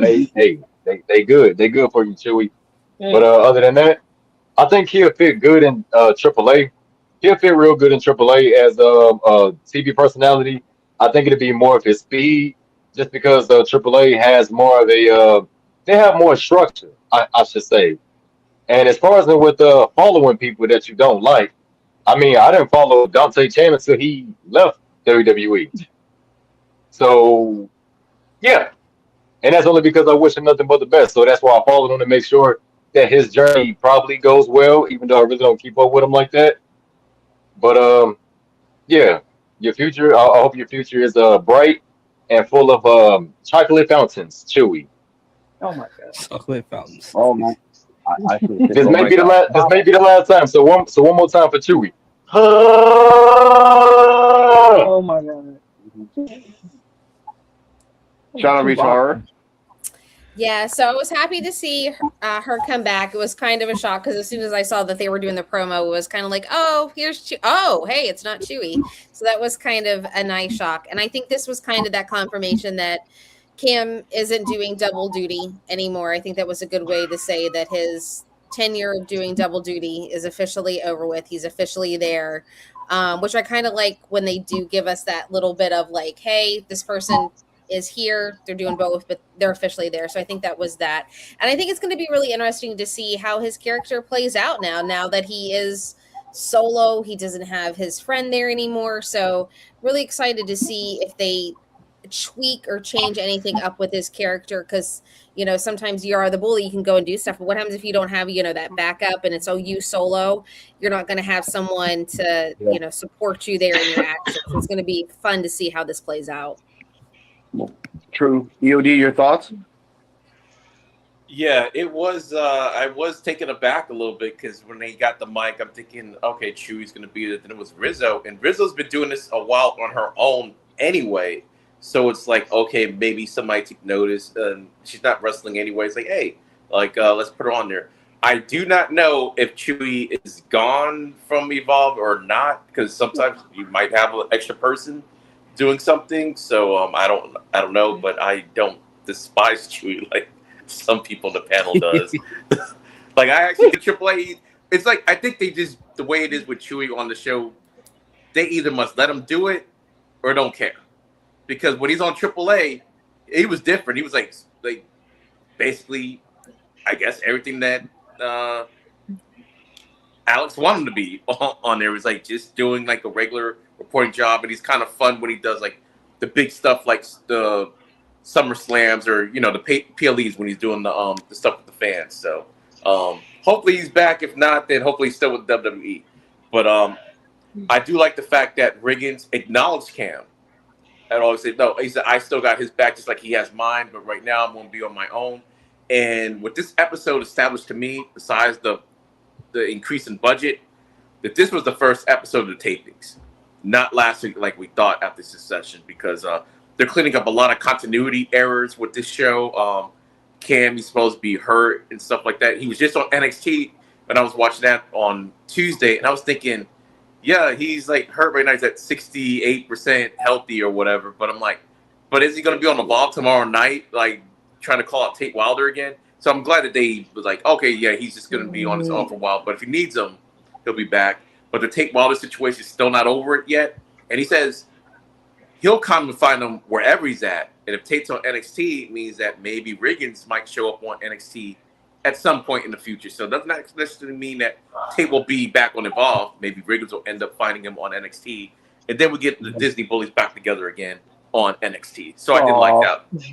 I will say one thing I said earlier today too was they had a missed opportunity for Harley not to go up to Stone to say, hey, where's my match? Boss man was supposed to call you to get me my match. You're here. I need something. So I think there was a missed opportunity to have like a little bit of an interaction. That's true. Your ears right there. You're literally right there. Ladies and gentlemen, someone's not going to like this, but someone will at the same time. Backstage, Elijah Holyfield with Noam Dar. He asked Noam Dar, look, like, Jensen messed me up in a move, and I'm truly trying to understand this, so can you help me? Noam Dar says, look, it's not because he tricked you, because he's an experienced wrestler. I can teach you how to counter that, and then you go from there. While he's teaching like Elijah Holyfield how to counter that move, Jensen acting like Dark Plagueis from the freaking Star Wars movie, hiding in the background with his like popping out of nowhere with normal pants, by the way. He actually has pants. He actually has pants that don't have any holes. He actually wears shoes. I'm actually happy with that. That to be checked. Yeah. I'm happy for him. Now he did like Holyfield says, look, oh, thank you for the help. Everything else, like I've learned how to counter it now, and thank you for that, Noam Dar. Noam Dar kind of like scared, says, hey, don't punch me, please don't punch me, because he's scared of Holyfield. Jensen, again, listening to everything, he tells him like, look, knock the mustache off him. He touches his mustache in fear. And the last thing he said, shout out to EOD. Noam Dar's like, Elijah Holyfield's like, oh, I promise you that. Noam Dar says, man, he just sucks. So, coach, acknowledgement from wrestlers themselves saying that Jensen sucks. I made a vow to not watch any Brooks Jensen content anymore last week. I said I will refuse to watch Brooks Jensen content until he's entertaining. So you guys can skip me. I went to get a drink during this segment. I did not watch it. So wow. I have no comment. Dang. That's fine. Oh, That's man. fine. But again, He pulled an Adam Pearce. Man. He has to get a drink. Yeah. I get that. All right. Here's these thoughts. Your thoughts on the Darth Jensenist in the background hiding. Okay. So first and foremost, shout out to Noam Dar for saying Brooks Jensen sucks. He said exactly what's been on my mind for a long time. So I love when someone who professions in professional wrestling agrees with what I'm saying. Makes me feel a lot more validated than I thought I was. Appreciate that, Noam Dar. You're the greatest of all time today. But as far as that whole situation, I thought it was so when Brooks Jensen first came out and Elijah Holyfield was on the ropes with this whole pelvis in front of Noam Dar's face. And Noam Dar is looking up like this, and Brooks Jensen walks in. I'm like, I can only imagine how that looks from Brooks Jensen's point of view. I'm like, what is going on with today's episode of Evolve? Why is it so freaky? Like, what is happening? And then Brooks Jensen, being the weirdo that he is, he pops out, he looks, then disappears. And he pops back out, looks, and disappears. And he pops out again, looks directly at the camera, and disappears. I'm like, you don't have to stick your whole body out to hear what they have to say about what you're trying to do.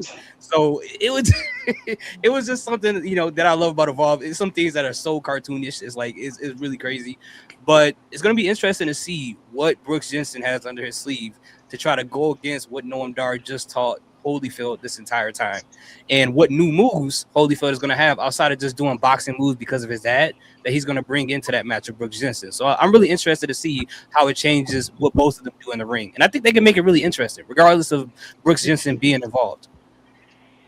Okay, of course. Now, before we get to CJ Wolf and Terrell, Cardi M said her thoughts that Noam Dar was funny, and it was a good segment. I want to add on to that. It was a good segment and everything else. Jensen being all sneaky was pretty funny. The fact that, again, if other wrestlers acknowledge that Jensen just sucks, that could be his gimmick. Like, oh, he's a great wrestler. He just sucks. Like, no one wants to be around him. He smells. He has this weird, like, lucky underwear that he never washes, and we all know this, and we all just don't want to be around him. So that could be that, too. CJ Wolf and Terrell, your thoughts on the promo and Holyfield versus Jensen 2 coming soon. Yeah, the promo's pretty decent. Yeah, Jensen being weird, trying to hide behind it in the background, trying to listen in and stuff. But yeah, them camera views, the other talking about 2B got some good payments on with them cameras. It do look good back there. But yeah, other than that, it's a pretty nice segment. So looking forward to see what Holyfield would do. Well, Holyfield would do during the match next week against him, or what Jensen think he saw. We think he probably counter what Noam taught Holyfield. So yeah, looking forward to see what they're gonna do next week. Yeah, the promo was amazing. I love seeing Noam Dar being a locker room leader because that is a true locker room leader, and that's why he's still there. No shot at anybody that's not there anymore. I'm just saying he's a true locker room leader. Brooks Jensen, not so much. I mean, he got some time in WWE, I guess I could give him that, but he the police, plain and simple. Don't do anything around him because he will snitch. He's a very good eavesdropper. So, Holyfield, I hope he didn't see everything that Noam Dar taught you, because that could, come up against you. He could calculate every single thing you do if he did see everything you was being taught. You know what I'm saying? But as far as with the 2B budget, I will say this, just like CJ Walker just said, just how everybody said, Okay. it's like the same way I feel when I look at CJ Whoopi. It does look good back there.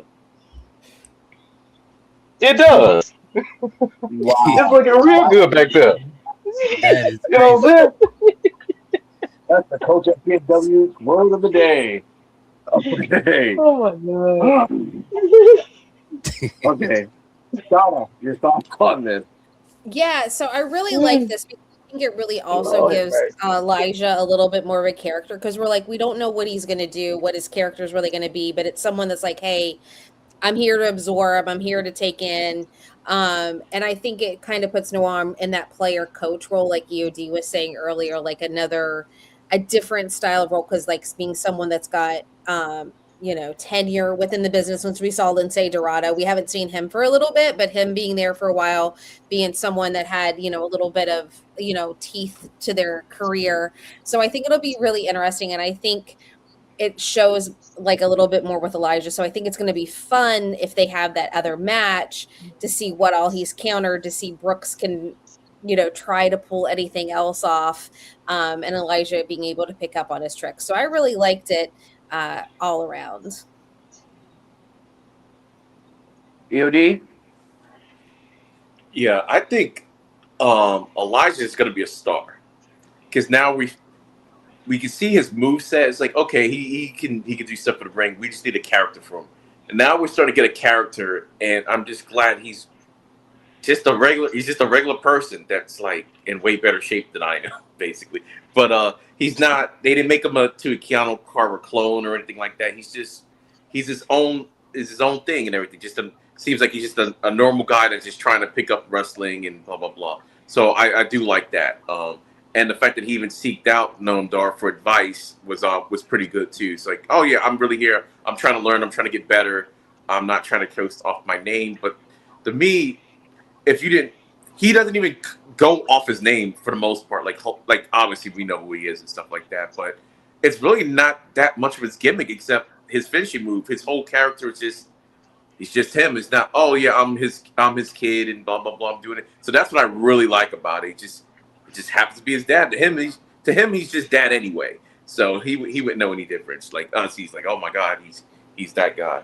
But I am looking forward to the rematch between Jensen because it'll be funny if Jensen actually beats him again because he kind of saw what he learned. So now he already knows how to count because, like they said, he has more experience. He didn't trick him; he just has more experience than you, so he knows how to do certain things. But now that he sees what he's learning, he's not going to be perfecting the stuff that he just learned. So it'll be a lot easier for him to maybe possibly reverse it. So Brooks Jensen might actually beat Elijah Holyfield again. So who knows? But yeah, this whole segment was good, and like I said, that quality of the camera, it's just a big difference with the quality of the camera. This just makes it more cinematic. So I just keep harping on that. So I liked it. Now, before we get to the next segment, Coach, what are your thoughts on Jensen might beating him the second match and then the third match? I said this on the Evolve Effect last week. I'll say it here. Third match between Jensen and Elijah Holyfield. Bull rope match. Your thoughts? Oh Lord. Another one? I will start tuning in and caring about his stuff as soon as he is interesting. And if he happens to be interesting during this feud whatsoever, I will tune back in. But until then, I have no comments on Brooks Jensen whatsoever. All right, fine. That peeping up the corner thing was pretty funny though. You might want to check that out. He was like, It was funny. It was kind of funny. Now, excuse me. Let's get to the coronation of Nikita. Oh, before we get to that, they did acknowledge Kendall Gray winning the NXT Championship, so I give them respect for that. They couldn't say it in the timeline, so this is post-production. They just put that in there. I'm like, oh, we got to put that in there now because he's part of us. All right. The coronation of Nikita, or Big Cat Kita. Sloan, Veronica, and Gianna are out in the ring. Cheap, and I mean cheap freaking production of some 2 flowers and some little wheat, and then a couple one sage that probably is Nikita's, and a couple other things. those cameras weren't cheap. He had to get the budget on something. Oh my God! I thought that's gonna get sponsored from the camera company from tomorrow. EOD. I will say they're like, oh, all these celebrities are gonna come out, so let's bring out Big Cat. Let's bring out Nikita Lyons, and Nikita Lyons sings her own song. Cardi M's never heard her sing her own song. She was really just baffled. I remember your face. You're like, what the fuck's going on? Like, oh yeah, that's her own song singing it. It's just it is harder for live. Sometimes she used to sing it. She used to. Then she would gas herself out by screaming before the ring. Like, don't scream before you start the match. You're gassing yourself out. Anyway, she goes in. Like, oh, it's a celebration of me, and the rest of the guests. Sloan gets a little embarrassed. Let's check on the cards and see who your next opponent is. She grabs some tarot cards. She throws it out. Some come out. Veronica Haven and Gianna are doing their best impressions of getting their mind blown and just friends. Then, out of nowhere, not really, because again, Ren Sinclair on Happy Wednesdays did say it oh, I got an invitation. Sloan said, I never sent you an invitation. Nikita, after Ren Sinclair said Happy Wednesdays, Nikita's like, that's the wrong show. You're in the wrong place, girl. So after that, I have to get outside play. Squeaky. After all that, Ren Sinclair says, look, I want to add the Evolve Championship, the Ren QCC Championship collection. She did say, you didn't invite Kendall Gray. That's a nice little write-in from her, basically saying, look, we can't bring in Kendall because technically we did the tapings and she was the champion, but we don't know if she's going to have the championship in the next 2 months, so we're just going to not play with that right now. That's fine. Out of nowhere, welcome back, technically, Skylar Ray. Mm-hmm. Oh, hey, I'm Skylar Ray. You're right. The Ren's like, oh, wait, what the fuck? Okay. Oh, since I won LFG Season 2, I have a shot at that. First off, when in the bylaws of Evolve did that happen? Okay, sure. Then in the Evolve, because this is an Evolve freaking parallel universe, ladies and gentlemen, this proves it right here. Layla Diggs comes out and they said, no one invited you. What are you even doing here? No, you're right. No one invited me, but I wanted to announce that I'm on my own. R.I.P. Not really dead, but it's her career, Mason Holiday. And by the way, I already beat you once, Nikita, so I can just do this again. Gianna steps up and then Haven comes up from behind like a little child, because she's acting like a little child, and attacks Layla Diggs. Then Ren and Skylar Ray come in, they attack, they go outside, they go to the back.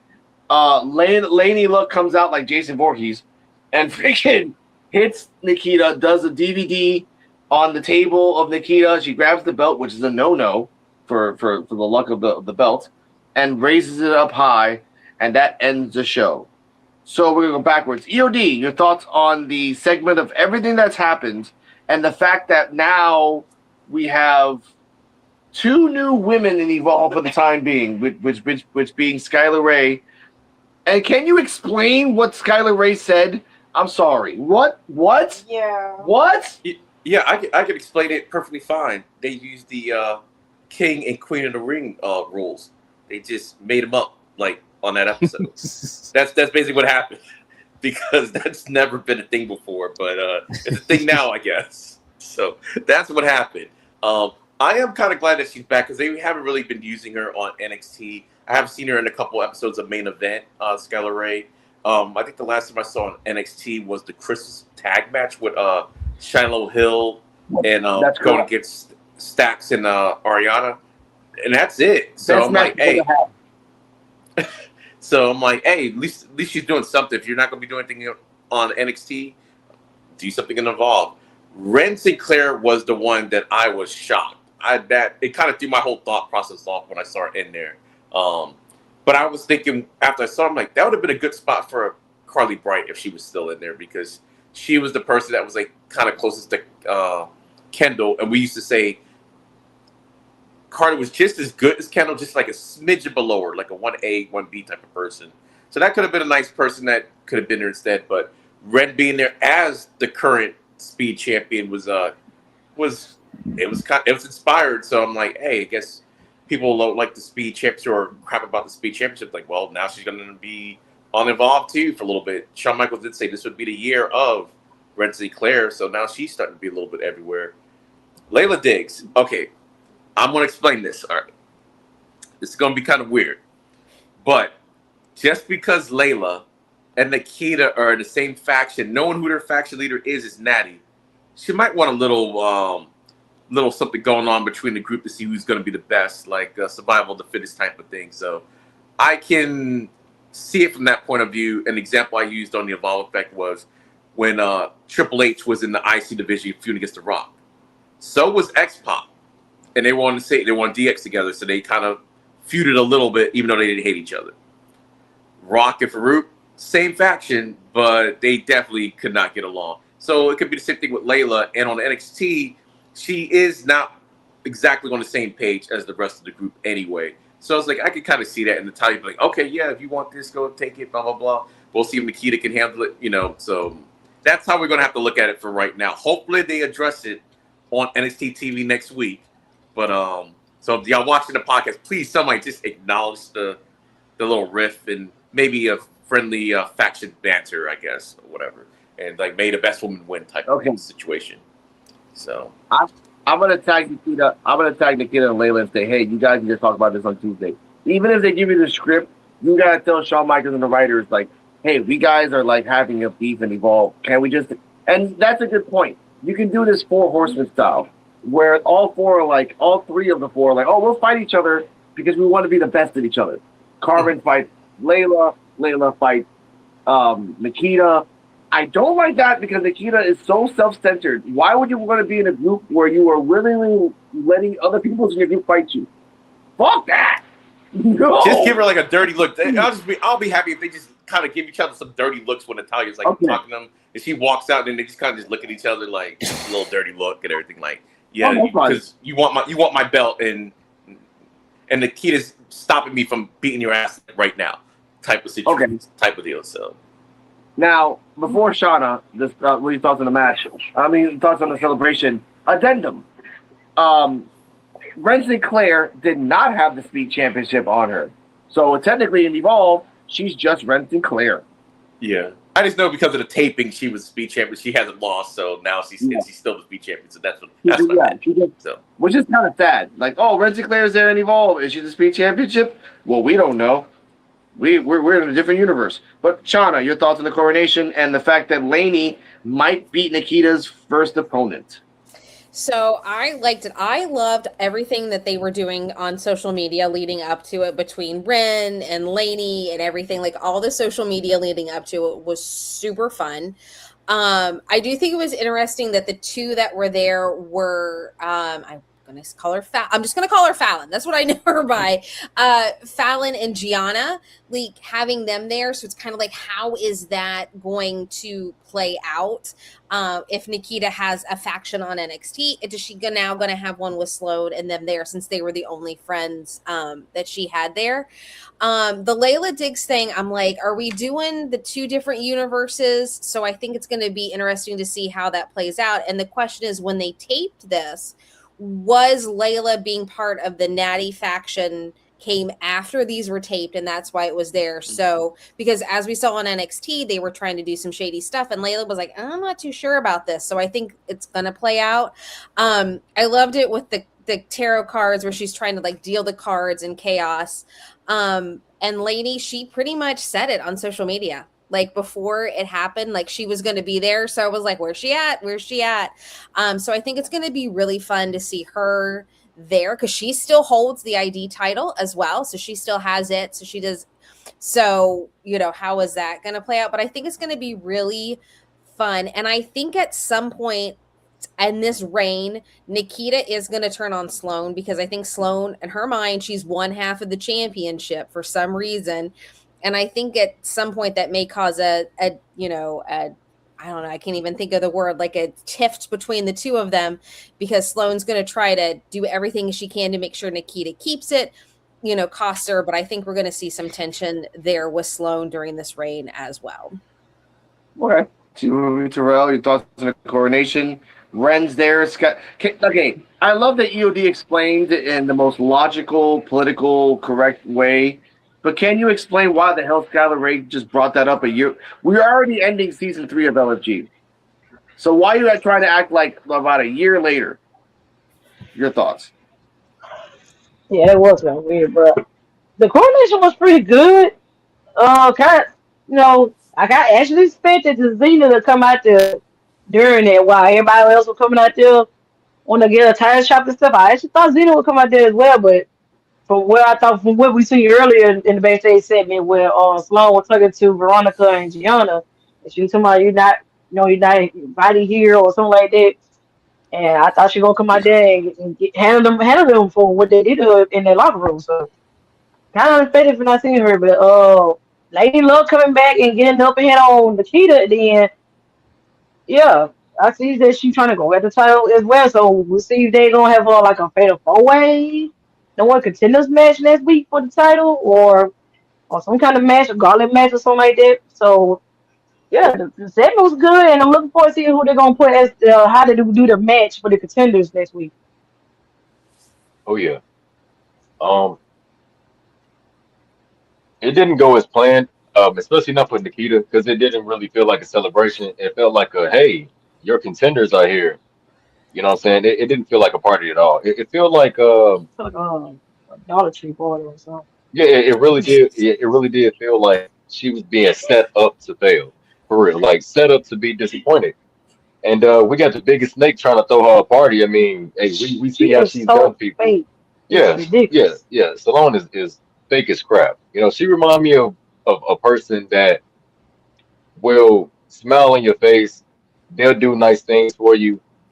You ask them for a favor, they say yes, just to find out at a party that they real deal just do not like you. Without like, it's like she doesn't like her, but she doesn't know how to say it. So she just playing her this bull crap party. You know what I'm saying? Have all her favorite things there, all laid on the table. She pulled out her own tarot cards because even Nikita Lyons probably felt, because of what she practiced, she probably felt herself that something isn't finna go right. Let me just, do my own little thing. Let me liven it up a little bit because it's not really going. The vibe is off. Like she felt the vibe was off. And the vibe was off. Man, Salone set her up. That's all I'll say. Salone set her up at her own party, bro. You telling me everybody that came to my party want to fight me, bro? Come on now. And then check this out. And then check this out. Laney Luck backdoor her. Yeah. Come on, Yeah. man. How you think she? How she? Come on now. Come on now. Sloan, She was Sloan, hiding you're under a horrible man. She's horrible. This Yeah. big cat Keita we talking about, y'all. Yeah. I love this whole little like rogues gallery like contenders against Nikita because again, I didn't expect her to fight Laney, Ren, Skylar, and others, but that's fine. That's fine with me. Hear these thoughts. Your thoughts on your coronation? Yes. Okay, so as far as Skylar Ray, I think the thing is with Evolve, whenever someone comes back or if they're new, you got to state the most prevalent thing you've done in your career recently. Regardless if you were the hot dog eating champion at the carnival 5 years in a row, or whether you were an LFG or you were a UFC fighter, whatever the case may be, you got to some way force it into the situation. And I guess like EOD says, she used it as her queen of the ring moment, which shouldn't have anything to do with anything. But it's like she has nothing else to talk about, really. But I thought it was pretty cool when she showed up. She got a pretty big pop from the crowd. Even though there's typically only like 20 people there, but they went crazy when she walked out. And I was like, oh, they know who she is. That's pretty cool. But the whole thing, I agree with Terrell. This was all a setup. I mean, Sloane Jacobs did not forget the faces that Nikita Lyons made when she had that championship match against Wendy Chu. She did not forget the fact that after she got beat by Wendy Chu, she tried to ask Nikita for help. Nikita was like, no, get off me, and just kind of walked away. So Sloane is taking the opportunity to set her up purposely to get her back little by little. And then once she gets exposed, she's going to turn into that crazy fan and just go crazy on Nikita. Like it's gonna be amazing, but it's gonna be kind of crazy. And for Laney Luck to come from the back door and essentially do attitude adjustment on her onto a table, we kind of knew that was gonna happen. We saw her say that on Instagram, and then you saw her like sneaking and peeping through the little blinds while everybody was talking backstage, just kind of looking at them, being a stalker. But touching the title, always bad luck. Always bad luck. You can't do that. So now I'm wondering, like, if whatever that title match is, if Xena is going to get involved, because it is weird, just like CJ said, that she was nowhere to be found during this after what we saw that happen in the locker room. So, and Evolve don't do anything for no reason at all. They're not the main roster, so it's got to mean something. Yep. All right, Coach, your thoughts on this, and and by the way, and I think Shauna said it.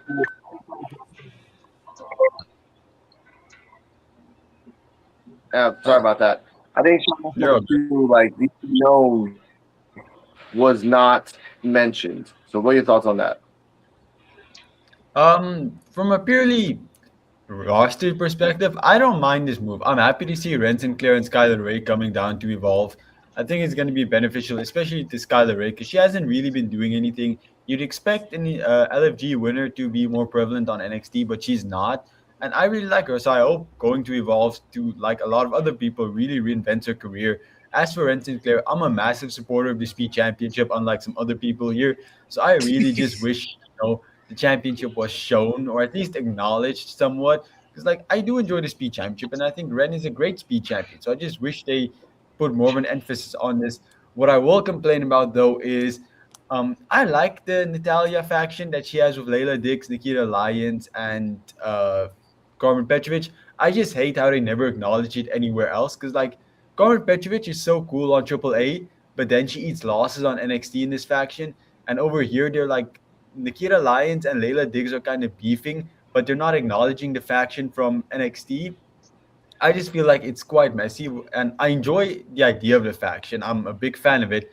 I just feel like we need to acknowledge it more because it's so all over the place at the moment. But other than that, I'm really hyped for the two new people to come to Evolve. I like how the women's division is slowly starting to spread out more, and I think it's going to be really good to see how they fit in. Your thoughts on the coronation and everything happening. Okay. Bring it up. I mean, everybody else already kind of said it. Like the party vibe was not there. No, nobody was there. Everybody that did show up didn't like Nikita, and then her own party ended with her going through a table. Yeah, like that's sad. So, I think the lesson here is Sloan is not your friend. Nope. And she's doing this weird parasocial relationship thing where she's like, the belt is ours, you know. So It's not. no, it's not. That's So- the saddest thing in the world. Like, I will say this for the coronation. I haven't said my thoughts on this. It was very funny. There was no cake. There's always a cake in something, right? And I was expecting them to land on a cake. Not this time. So I'm like, all right, there was fine. a drawing that Nikita did. There was no cake. They could afford it. Oh, Does Nikita eat cake? we can't say No that. pie, John. no pie, nothing. Nothing. Nothing. I Nada. could have went to Walmart and got some cakes. Like a vegan Oh, cake? wait, you got a question for the DRWC show. Do you see them eventually expanding Evolve to maybe 70 to 90 minutes after a while to include a few more matches? That's a good question. Let's go on the board. Coach, your thoughts on that question? I would like it. I definitely think there's enough of a roster and enough stories to expand it. I think it will actually do Evolve so much better if they did expand it. Even just like in half an hour would be amazing. Yeah, it could do something good for Evolve. I feel like in the time span that they do have, they cram in a lot of material, and it's actually crazy that they're still more entertaining than 2 to 3 hour shows. I would say the only reason to justify expanding it is if they're really going to implement a tag division. That's the only reason. Outside of that, I think everything's pretty smooth, pretty quick. And like you said, they cram a lot in 45 minutes already. But if they're not going to if they're not going to add tag championships, I don't see why there will be a reason to do that right now or anytime soon. Yeah. Okay. Or they could have had frozen yogurt. Well, not frozen yogurt. Could have used the cream pie. Oh my god. That caption. Oh no, not the cream pie. No. Delete that hashtag. Not the cream pie. No, Coach Not the is cream fired. pie. We know when cream pies are there. Cream pies that's not a good time. Somebody's going through it. Okay. Yeah, Tubi's not the app Now, for that. I will say this: when Nikita went to the table, one candle survived to the left. I did like that. Like they zoom out, and Nikita's like, "Oh, I'm in pain," and then there's one single fake ass candle on the left, just still standing, just surviving. I'm like, okay, cool, that's it. I was like, but I will say this: it was a great show. It was kind of weird. I forgot one more thing. I didn't want to talk. I didn't really care about this. There's one more segment we forgot about. Oh yeah. Security. Yeah. Victor Zana and Cheeto Ash. We got fired because we needed a job, and now they fired us, but we don't care what you're gonna destroy. So you're destroying people for free. You were dumb enough to work with people, and now you're dumb enough to do people for free. Coach, your thoughts on the tag team of Victor and Shido? I kind of love the fact that they're just dumbasses. Like, I like that idea for a gimmick for them. They just get into situations they really don't need to get into, and they end up at the same place the whole time. Because, like, they could have just been doing this from the start if this was the end goal. They didn't need to go through all the loopholes to become security and all of that. Like I kind of like it. I dig it. Get these thoughts. Yeah, I agree that they're dumb, but you know what? It could have been smart enough for them, like since they're on probation, for them to get a job inside of Evolve and then get connections with the camera people. Because like what they just did, they pretty much incriminated themselves. They pretty much told the crimes they're going to commit on camera in HD, as EOD said, on nice cameras, of what they're going to do in the future to terrorize a place that they no longer work for. You can't come back to work and just start beating people up after you get fired. It don't work that way. For free. That's the dumbest thing ever. You're beating people.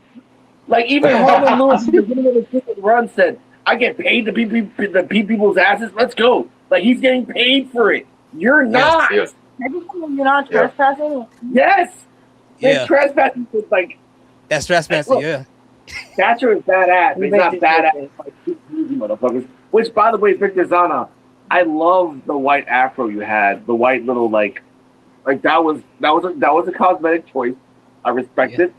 And then Shadow Ash dressing like I have to go out on a brunch with Tiffany Stratton later. And I remember too that he used to wear that afro during his live shows. Like, so I'm surprised they actually brought it to Evolve as being this threatening character with his white cotton ball on the top of his head. It's weird, but it's funny. Yeah, a boxer. It was a boxer with like a UFC fighter that used to wear that thing too. Isn't that like Yeah. Isn't it like tradition for something in Russia? Yeah. Yeah. And that's why it's just like, Terrell, what are your thoughts on this tag team? Victor Zana, Shadow Ash, beating people up for free. Dumbest idea ever. Well, actually, they're not a tag team. They're not a tag team because they're not employed. They're just two thugs that don't have anything else to do but to talk a whole bunch of smack and just predict their downfall. You know, it's kind of like Pooh Shiesty in a way. You know, Pooh Shiesty. You know, a lot of people were saying that. You know, Gucci Mane, he snitched. Well, how can you snitch if you're going to rob people on camera in a room full of people? And instead of signing the contract for $10 million, you go in there and rob this man for $500K. Yeah, it's kind of equivalent to beating up people for free. You know, Like you just go get a job. Go be a bouncer. y'all could just say that. Go be a bouncer. Hey, yo, guys, fake APA. You know they are hiring at clubs, right? And guess what? Yeah. It's the easiest time to be a security guard at the club. It's the easiest time to be a bouncer. People are literally falling asleep. You're just gonna be at the club just watching people fall asleep, and you're just gonna be stacking paper. It ain't no true threats. What you gonna do? You gotta wake some people up. You be good off doing that than to go to your old job and beat some people up for free. And Terrell, they lucky they didn't get sued for what they did to Harlan Lewis. Now they doing other things to get sued for real. Out of their own pocket. Oh my! They worse than they worse than these rappers snitching on themselves. Oh my! Yeah. It's crazy. That's true. It's true. Like, oh, and then when they go to NXT, oh, we're a tag team, so we want a job. I saw what you did in Evolve. Fuck you guys. You ain't getting a job here either. You need to go to AAA. They fight for money. So you fight for money. Actually, yeah, AAA for them is perfect. Fight for money. Just fight for money. Have fun. Get the tag team belt. Like, and then like, oh, I have a beautiful. To even say that in 2026 is crazy. It's 2026. Anything's possible. It's like the 70s all over again. I love it. All right, Shauna, your thoughts on the tag team of Shido and Victor? Yeah, I mean, it was, we see what they're up to. We knew what they're up to. The thing that I really hope is we don't get scheduled matches with them because they're unemployed. They're not really there. I don't want to see a graphic like, oh, hey, they have a tag match next week. I just want them to come in and create chaos, like interrupt matches or someone be out in the ring doing something and then them force their way into a match. I just hope for the little bit where we're establishing whatever we're going to do with them. I do not want to see Thatcher be like, this match is set, whatever. I just want chaos out of them for just a little while longer and then maybe get them like in the division to be like, okay, fine, you want it, let's see how you do and go from there. Before we get to AOD, you brought up a good point, Shauna. That's a good inspiration question. What happens when they go to the middle of the ring and they you try to tell them to get out, and they kind of do their own little home gauntlet where people come in, they beat the crap out of them. They tap their own 1, 2, 3, and they keep moving on. That sucks for Thatcher. Get in there, fight them. Go on, Van. I called in the Vanity Project, they get destroyed. I called in the freaking Mob Squad, they get destroyed. I called in freaking a broken Jack Cartwheel, the Adrenaline Drip, and they get destroyed. Like, you're gonna have a problem. Like, then you have to tell them. EOD, your thoughts on that? I'm just rambling. No, I agree. That's why, I agree with everything Shauna says. Like, I don't want to see him organize matches right now, but I do think they need a reason for them to be there, and I think either Braxton Cole could provide that or whatever Kale Dixon is doing, because we don't know exactly his whole gimmick. Just a way to get them at least in the building. I mean, because they're not security, they're not wrestlers, they're not getting the free tickets from Tubi or from the PC Center or whatever. So we have to have a reason how they're in the building, unless they just never left the building because they needed a job anyway. So maybe they needed a place to stay, and they just they're in one of the rooms in the PC Center somewhere, and they just never leave. But if they do that, I think that will be just a good way of them why they're there. Like, oh, Braxton Cole's here, so we're here. We're just wrecking shop. Or Dixon, oh, we have a little faction because we're here because he's here. He got us in the building, sort of situation. But yeah, I want to see them like for at least a month, just going around, just ruining stuff. Hopefully not the main event of next week with Aaron Work and Harlem Lewis, because that could definitely happen. Like I said, Harlem Lewis in one-on-one matches for the championship hasn't really happened that much, even though it's been planned plenty of times. So you just never know. But yeah, I'm fine with the faction. It's kind of weird. I wonder if they're going to hire new security to take out the old security too. Maybe that's how they introduce another tag team somehow. They will really I don't trust that great tag team hiring process. He needs to maybe Stone will send somebody down. Stone sends somebody down. So I like that idea. Like Timothy Thatcher hires 2 new security guards to stop them, but then they just end up joining them because that's what I'm thinking is gonna happen. And he's like, oh no. He's like, oh my god. Like they're related. I mean, Cyrus isn't doing anything right now. He's like, hey, Cyrus, there you go. No, don't you put Cyrus into this. Cyrus is in his own path of failure. That's not including anybody else. Let's be real on that. I feel bad for Cyrus because he's going to fight Cale Dixon again, lose again, and then deal with that problem later. But I will say this. We have 2 matches next week. We have by the way, yeah, you know what, EOD, you jinxed it. You know those damn tag team, the Victor are going to come out next week and stop the match. Because unless my theory was, like I said last week, Diego Harlow Lewis wins the match, then it's going to be that tag team. There's no way they're going to do a one-on-one. Gabe Sapolsky, I know you're watching this. There's no way you tape this, pre-taped, and you did a one-on-one. You've done the storyline where Harlem is forever cursed. Like, I'm sorry. I'm not going to believe that. I will believe that next week we have Max Abrams versus Chad Starboy Hall, and then we have Harlem versus Aaron Work. We're going to have a women's match, guaranteed. We just don't know with who. Skylar Ray, I don't want to put you on the unwanted list because you're cheating. You're cheating. I respect LFG rules and regulations when you're in the same season. When another season has already passed, that's null and void. That's for me. That's Willy Wonka rules. That's just me.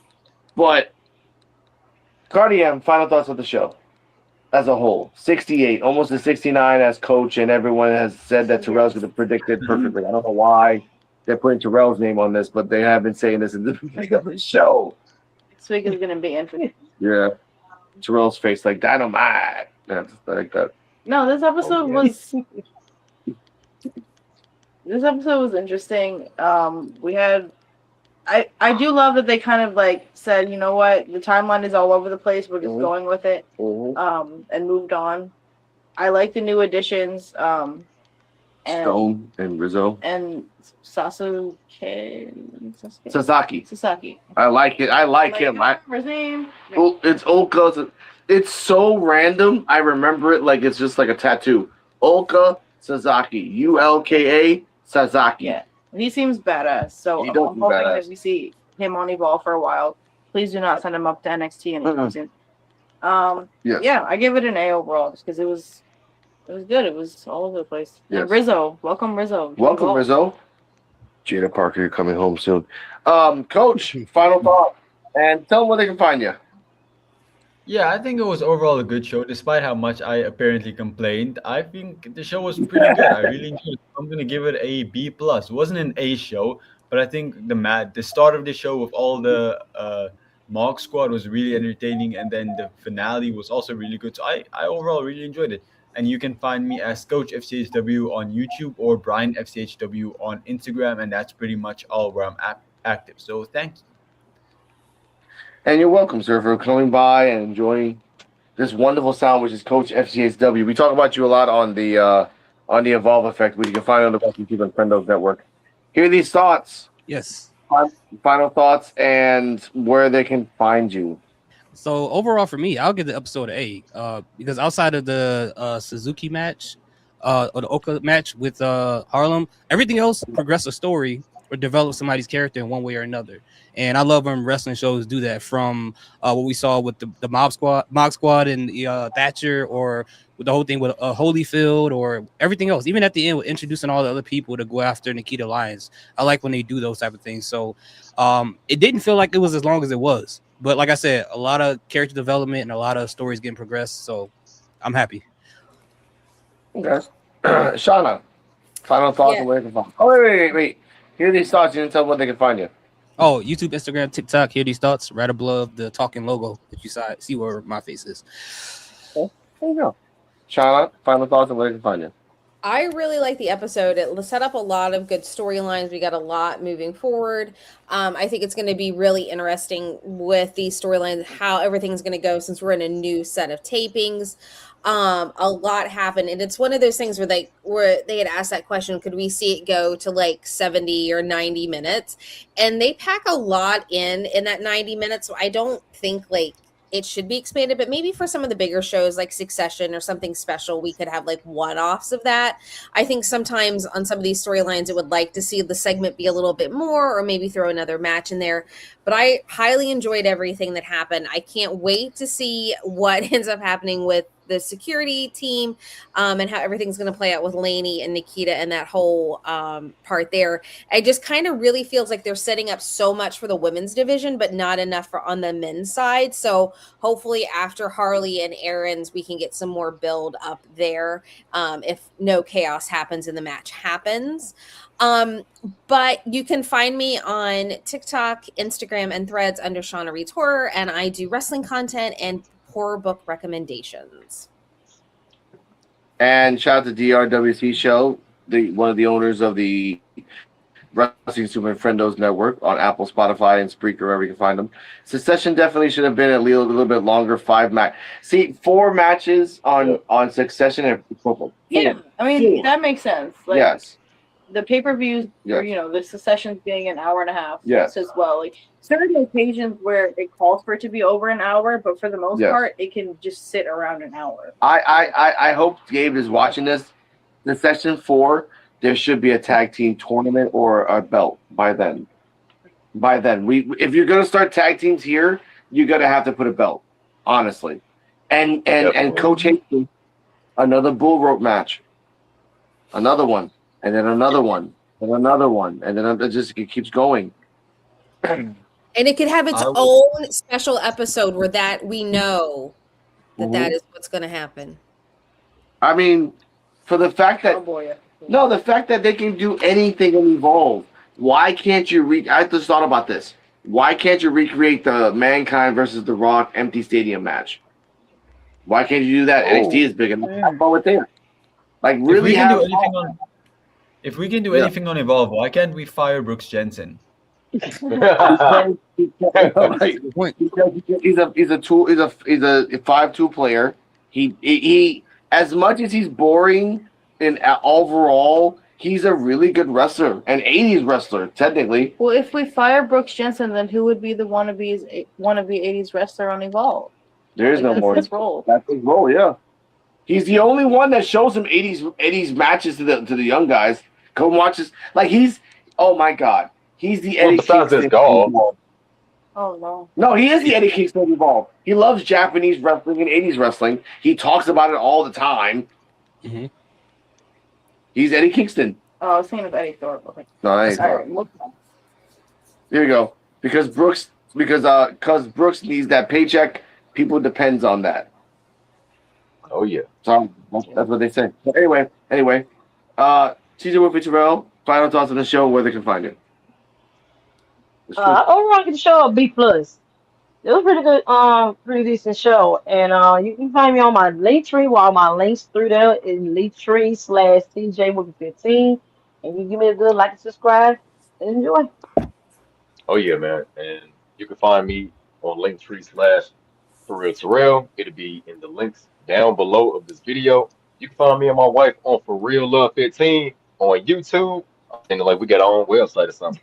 But yeah, you can find us there together. We'll be working on more content coming, man. And I get a show overall of B+. It was a pretty decent show. You know what I'm saying? As far as with Succession being longer, it should be pretty long. 4 matches would be the sweet spot. 5 matches, hey, sound like a PLE to me, for real, man. So, and they'll be able to pull it off. They're going to always put on, great shows and different things like that. Like I said, I give Evolve NXT a lot of praise.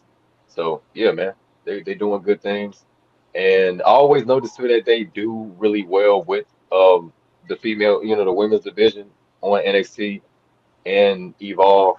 I know some people have their favorites, that's not getting utilized correctly in their eyes and stuff like that, and it's okay to feel that way, but overall, they booking the show is really really good. Absolutely right. EOD, your final thoughts and tell where they can find you. Yeah, I actually thought this was a really good show, and it reminds me of, like, to me, this should have been like the season premiere if we were going to have a season 3, but I guess we're still in season 2. This felt like the beginning of a new chapter of Evolve, and I give the show an A-. I thought this was like a really good show. But I have seen better Evolve shows, but this was really, really good in my opinion. And you guys can find me at Linktree / End of Days 33, and my YouTube channel. You can find it on the Linktree, but it's EOD33 Wrestling Hub, and also on Twitch. So you go follow me on there for the live streams, and I do the Evolve live stream on Wednesdays at 8:00. So hope to see you there. Now you can find me on Rican Reactions on the Road to 5,000, just because. Find us at PUWF Wrestling, the #1 Evolve podcast in the world, talking about Evolve. You can find us on the Evolve Effect on Wrestling Super Friendos, the #2 podcast in the world, talking about Evolve. #3, once the mighty man has left his harem, Coach FCSW, he'll be #3 in the podcast in the world once he comes back from that. I will say, I love freaking Evolve. 68 episodes, only 2 times where the booker has messed up. Only 2. That's an excellent record in terms of a year. And I can only say to people, watch Evolve. You're gonna have some fun. We got from Big Reg. Interesting, I guess. I gotta start watching Evolve. You gotta watch it, man. It's pretty fun. It's free. It's free. Literally. Literally. I mean, in Tubi. And PWF Ichiban. Ichiban danorimasu. I mean, Now, here these also- thoughts made mention of it, and I did a thing on it. Like, literally every single person that won a match this past week on NXT was Evolve. Pretty much everybody, except for I think Mason Rook that we saw in a backstage segment on NXT last week, was Evolve. Was Evolve. Yep. Sasaki would have blew the water out of the freaking NXT if he had a match at NXT with the moves he had. But I like him in Evolve. Don't take him away, ladies and gentlemen. Don't take him away, Gabe. Don't you let him take him away. You fight for these wrestlers. Keep Ren Sinclair. I love that Coach loves him as a speed champion. I love Ren Sinclair as a speed champion too, because she's the flavor of the month. After that, someone else is gonna have it. Ren Sinclair, welcome to Evolve. Jada Parker, welcome to Evolve. But ladies and gentlemen, I'm out of here. We're out of here. We'll see you next week with episode 69. Apparently, Terrell's favorite number, which I respect. Oh. I respect. Well, I mean, hey, 69 was a good year, man. Yes, that was a good. Yeah, it was. Look at that. See right here. Evolve is short, it's quick paced, and it's free. That's right. Stay healthy, stay happy. Shout out to everyone that loves us. Everyone that doesn't acknowledge us, it's fine. We will shine like the diamonds in the sky. Shout out to Rihanna. I damn. Oh yeah. I'll keep your head. But for everyone that does watch Evolve, please share, please subscribe, like, comments, and all that jazz. We want to grow. We want to get better. We want you to know that we love all these Evolve wrestlers. We want to make sure that everyone's okay. Jordan Oasis, he did some power slap. He disappeared. I miss you. Where are you, sir? Kylie Ray is back in wrestling. Holy crap. Yes. She might be coming off Evolve. Yes. She might be actually coming off Evolve. I'm happy with that.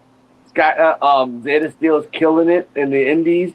And and all I know is that soon enough, we're going to get some surprises in Evolve. I don't want to spoil it, but at the end of the second tapings, you guys are going to be fucking surprised. Keep up the great work. Thank you, the RWC show. This is the last time we're going to see this about Chewy because I'm going to erase all the videos because Chewy's gone forever. The world is a unicorn. About a guy called Chewy Martinez who wears the same clothes every 4 episodes.